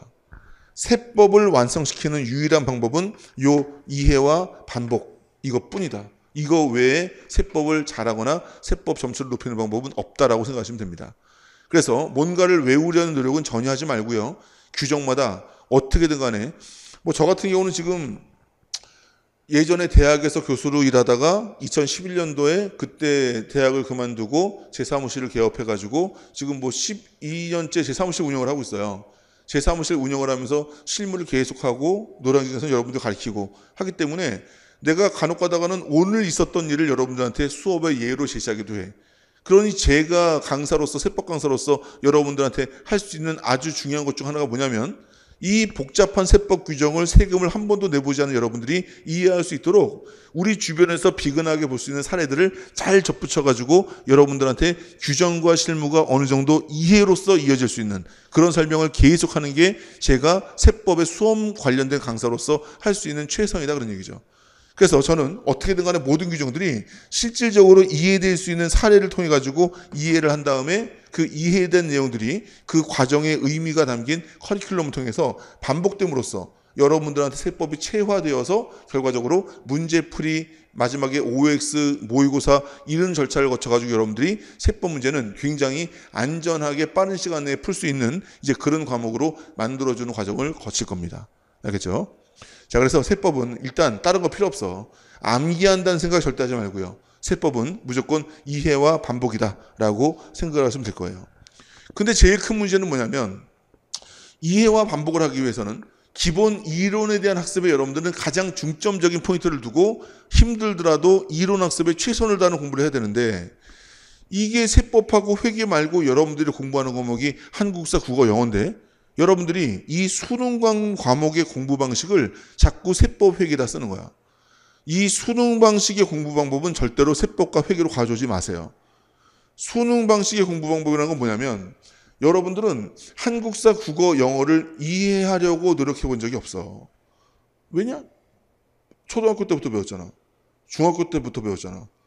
여러분들 무시하는 말 같아서 죄송하지만 여러분들 초등학교 때, 중학교 때 여러분들의 자아가 있었어요? 있었겠지 물론. 그런데 이 지금 성인으로서 내가 내 인생을 선택해 나가는 과정에서의 수험을 선택한 정도의 그러한 자아를 가지고 한국사, 국어, 영어를 공부했어요? 이거 왜 공부했어? 하라니까 한 거잖아. 여러분들이 선택한 게 아니라. 도대체 여러분들은 영어를 왜 잘하게 되는지에 대한 과정과 의지와 시작을 기억하지 못해. 국어를 왜 잘하게 됐는지 어떻게 공부했는지에 대한 의지와 과정을 기억하지 못한다고. 한국사를 어떻게 내가 그 많은 우리나라의 역사를 어떻게 인식하고 기억하고 공부했는지를 그 의미도 의도도 시도도 노력도 기억하지 못한다고. 여러분들이 학습에 대한 자아를 갖기 전부터 그냥 해야 된다기에 하라고 해서 해왔던 것들이 오랫동안 하다 보니까 이 정도 수준까지 올라온 상태에서 공무원 시험이라는 시험 목적에 맞춘 강의와 공부를 또 한 번 하는 것뿐이야. 그렇다 보니까 여러분들은 이미 알고 있는 거에 대한 시험을 위한 공부라는 틀이 너무 익숙해져가지고 무조건 공부 시작하자마자 기출문제부터 풀어. 그리고 이론 내용 같은 경우는 필요한 부분만 발췌해가지고 공부를 해. 그리고 발췌해서 공부하다가 모르는 부분 문제 풀다가 모르면 그 부분 가가지고서는 해결을 하든가 문제풀이에서 모르는 부분의 해설만 봐도 몰랐던 걸 알게 되는 시스템이야. 그런데 세법과 회계는 여러분들이 처음 배우는 과목이에요. 여러분들이 처음 배우는 과목을 그렇게 할 수 있을 것 같아? 여러분들이 처음 배우는 과목인데 기본 이론을 안 듣고 기출문제부터 하는 친구도 있어. 깜짝 놀랐어요. 학교 때 전공을 해가지고 대충 들었대. 불가능하고요. 기본 이론을 공부했어. 근데 기본 이론을 되게 허술하게 공부했어. 기본 이론을 들었는데 하나도 모르겠대. 그런 상태에서 기출문제를 가가지고 문제를 풀고 있어. 근데 문제를 풀었는데 밑에 해설이 있어. 문제풀이의 해설을 이해하지 못해. 그러니까 문제풀이의 해설을 이해하지 못하니까 여러분들은 문제풀이 밑에다가 이 문제를 이해할 수 있는 모든 이론을 다 적어주길 바래. 이게 무슨 공부야. 문제집이라는 것은 여러분들이 이론 공부를 완전하게 한 다음에 이론 공부에 대한 점검을 하기 위한 테스팅인데, 이 테스팅에 대해서는 그 테스팅 문제에 대해서 여러분들이 알고 풀면 좋겠고, 모르더라도 그 문제의 핵심은 이거다라는 간결한 답변 하에서 교재와 강의가 이루어져야 되는데, 여러분들은 한국사, 국어, 영어에 수능이 익숙하던 방식이 있다 보니까는 문제 풀면서 틀린 것은 그 해설만 봐도 과거의 공부량 때문에 알 수 있는 상황이니까 문제집 한 권만 들고 공부한다고요. 세법과 회계라는 사회과학은 절대로 안 돼요. 세법과 회계라는 사회과학은 그 문제 밑에다가 일일이 다 해설을 기본 이론까지 집어넣어주면서 달아놓는 그런 두꺼운 책 같은 거는 의미가 없고요. 기본서를 옆에다 두고 기본학습 충실한 상태에서 그 다음 단계로 문제풀이 넘어가게 되면 아는 것들은 풀 것이고, 조금이라도 미심쩍은 것은 기본서 가가지고 그 부분을 다시 완전하게 만들어 놓고, 그리고 문제를 풀어가면서 해설만 봐도 내가 이 문제가 시사하는 규정을 떠올려서 내 것으로 맞추기 때문에 이 문제를 변형시켜도 나는 틀리지 않을 것이다 라는 확신을 가지는 그러한 문제풀이 단계를 계속 충실하게 거쳐야 되는 게 이 사회과학으로서의 수험 과목의 공부 방식이에요. 뭔 소리인지 이해가 됩니까? 한국사, 국어, 영어처럼 이미 베이스가 쫙 깔려진 상태에서 시험 목적으로만 추구하는 그런 개념이 아니다라는 거예요. 그러니 문제 하나를 풀어도 이 문제가 시사하는 관련된 이론들을 완전히 내 것으로 만드는 그러한 사전 과정, 중간 과정, 마무리 과정이 반드시 결부되지 않는 한 문제만 딸랑딸랑 풀어가지고 문제를 외우는 방식으로는 세법은 60점도 넘기 힘들 것이다. 알겠죠? 그래서 이 세법 회계라는 사회과학에 대한 방식은 반드시 그 원규정에 대한 충실한 이해를 토대로 문제풀이로 넘어가야 된다는 이 부분만 잘 기억하고 계세요. 성급하게 문제풀이 간다 그래가지고 진도가 빨라지는 게 절대 아니야. 정말로 사상 누각이 됩니다. 세법의 경우는. 그래서 문제를 풀면서 다시 돌아와가지고 이론을 짚어가는 방법도 가능하긴 하지만, 그것도 어느 정도의 기본 이론에 대한 세팅이 된 사람들이나 그것이 효율성이 있을 수 있는 그런 내용이기 때문에, 적어도 여러분들이 문제 풀다가 그 문제 밑에 있는 해설을 봤는데도 불구하고 그 문제를 무슨 말인지 모르겠다라고 한다 그러면 문제풀이로 잘못 간 거야. 최소한 그 부분만큼은. 그래서 이론 과정에 충실한 공부가 될 수 있도록 노력을 해야 되는 게 바로 이러한 세법과 회계의 개념이다 라고 보시면 되겠고요. 그리고 어려워요. 어렵기 때문에 세법은 한 번에 알고자 하지 마세요. 아까도 얘기했지만 이해와 반복입니다. 그래서 여러분들이 1회독에서 세법 전체의 범위 중에서 한 60% 정도? 60% 정도를 이 정도 색칠하는 게 1회독의 이론 수업이에요. 그러면 시험 문제가 나오면 뭐 어디서 나올지 모르지. 내가 색칠된 데 나올 수도 있고 빈대 나올 수도 있겠죠. 여기서 나오면 못 맞추는 거고.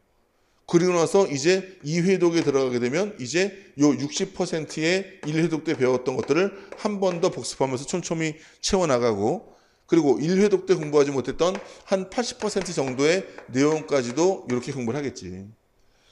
그리고 나서 이제 뭐 기출문제라든지 뭐 필다나 이론 요약이라든지 3회독에 들어가게 되면 이것도 공부하는 것도 이것도 촘촘하게 더 전구하게 가는 것이고, 그리고 한 90% 정도? 이 정도의 내용까지도 이렇게 섭렵할 수 있는 그런 공부가 되겠지. 그리고 나서 이제 4회독이 되면 이것도 복습하는 거야, 이것도 공부하고 여기다가 더 추가적으로 95%의 내용까지 또 겹쳐지는 그런 공부가 또 이루어지겠지. 이렇게 덧칠하는 공부가 돼야 됩니다. 이렇게 덧칠하면서 공부하기 때문에 세법이라는 것은 공부할 때마다 어렵지만 요번에 어려운 게 다음번에도 어렵진 않아요. 요번에 어려웠던 게 회독 한번 돌리고 나면 어렵지 않은 걸로 상당 부분 넘어가게 되고, 그 다음 부분에 알게 된 것을 또 한 번 복습한 다음에 그 당시까지 몰랐던 것들을 또 알게 되는 것이고, 이러한 반복과 겹칠 해나가는 방식의 공부가 세법을 결과적으로 일정한 기간 동안에 완성시킬 수 있는 굉장히 침착하게 견고하게 진행되는 실력 향상 절차다라고 생각하시면서, 한 번에 알려는 욕심 또는 한 번에 알아지지 않아서 힘들어하는 마인드, 이런 것들을 좀 버리고 침착하게 회독을 거쳐가면서 내가 아는 것들이 견고해지고 많아지고 실수가 줄어들고 문제풀이의 적응력이 높아진다 라는 생각으로 우리가 설계한 그 시간 내의 노력을 충실하고 긍정적으로 열정적으로 그렇게 투입하면 되는 그러한 과목이다 라고 생각하면 될 겁니다. 자, 어쨌건 사회과학으로서의 그런 과목에 대한 접근을 우리 수능 과목과는 조금 달리 지금 제가 얘기했던 것처럼 그런 마인드를 가지고 원인 분석 정확히 하면서 결과적으로는 이해와 반복 이 두 가지의 이야기만 생각을 하면서 꿋꿋이 견고하게 열심히 공부한다면 얘는 굉장히 여러분들한테 아주 중요한 효자 과목이 될 거예요. 분명히. 자, 그래서 마지막으로 뭐 이런 말들을 써놨어요. 세법은 어떠한 과목보다 그 과정이 고통스러운 과목이야. 어렵고 경험해보지도 않고 말도 어렵고 이해도 안 되고 하지만 과정이 어려운데 얘는 어떤 과목보다 그 결과물이 달콤하다. 왜냐? 회계학 30분 걸려요. 영어도 30분 걸린다며. 국어도 지문 읽는데 시간이 빨라요? 힘들지. 그나마 요즘 트렌드상 한국사가 조금 빨리 고득점을 받을 수 있는 그런 과목으로 자리 잡았을 뿐이지 나머지 과목들은 시간이 굉장히 많이 걸려요. 하지만 세법은 다시 말하지만 80개의 진위형 문제가 20개로 잘려 나오는 것뿐이야. 그러니까 세법은 딱 문제를 보자마자 알아. 내가 이걸 아는지 모르는지. 맞던 틀리던 내가 이 문제를 접할 때 판단이 굉장히 빨리 나와. 그러니까 열심히 공부한 친구들은 모든 지문들을 아는 지문인데 내가 알고 있는 것을 틀리게 만들어 놨으니까 체크하면 되는 것이고 지문이 길어지더라도 이해를 통해서 공부했기 때문에 그 지문의 맥락이 맞는지 틀린지를 그냥 1번이나 2번에 답이 있다 그러면 읽자마자 이것이 맞다 틀리다를 판단할 수 있는 그런 굉장히 빠른 결과가 나올 수 있는 굉장히 달콤한 과목이 될 수 있는 겁니다. 그래서 제가 한 3년 전까지는 세법 같은 경우는 20문제 10분의 마킹까지 끝내는 목표로 공부를 시켰어요. 그런데 지금은 자꾸 지문이 길어지고 난이도가 좀 높아져가지고 12분에서 15분, 12분에서 15분 사이에 마킹까지 끝내는 그런 마무리를 하고 90점 이상의 점수를 얻을 수 있는 고득점의 시간이 단축될 수 있는 그러한 효자 과목으로서 자리 잡을 수 있는 것이 바로 이 세법이기 때문에 그 과정이 그래도 좀 고통스럽다면 어느 과목보다도 그 결과물이 달콤할 수 있는 이제 그러한 과목이다라고 자부심을 가지고 또 세무적 공무원이 뭐 하는 사람들이에요. 세법하는 사람들 아니에요.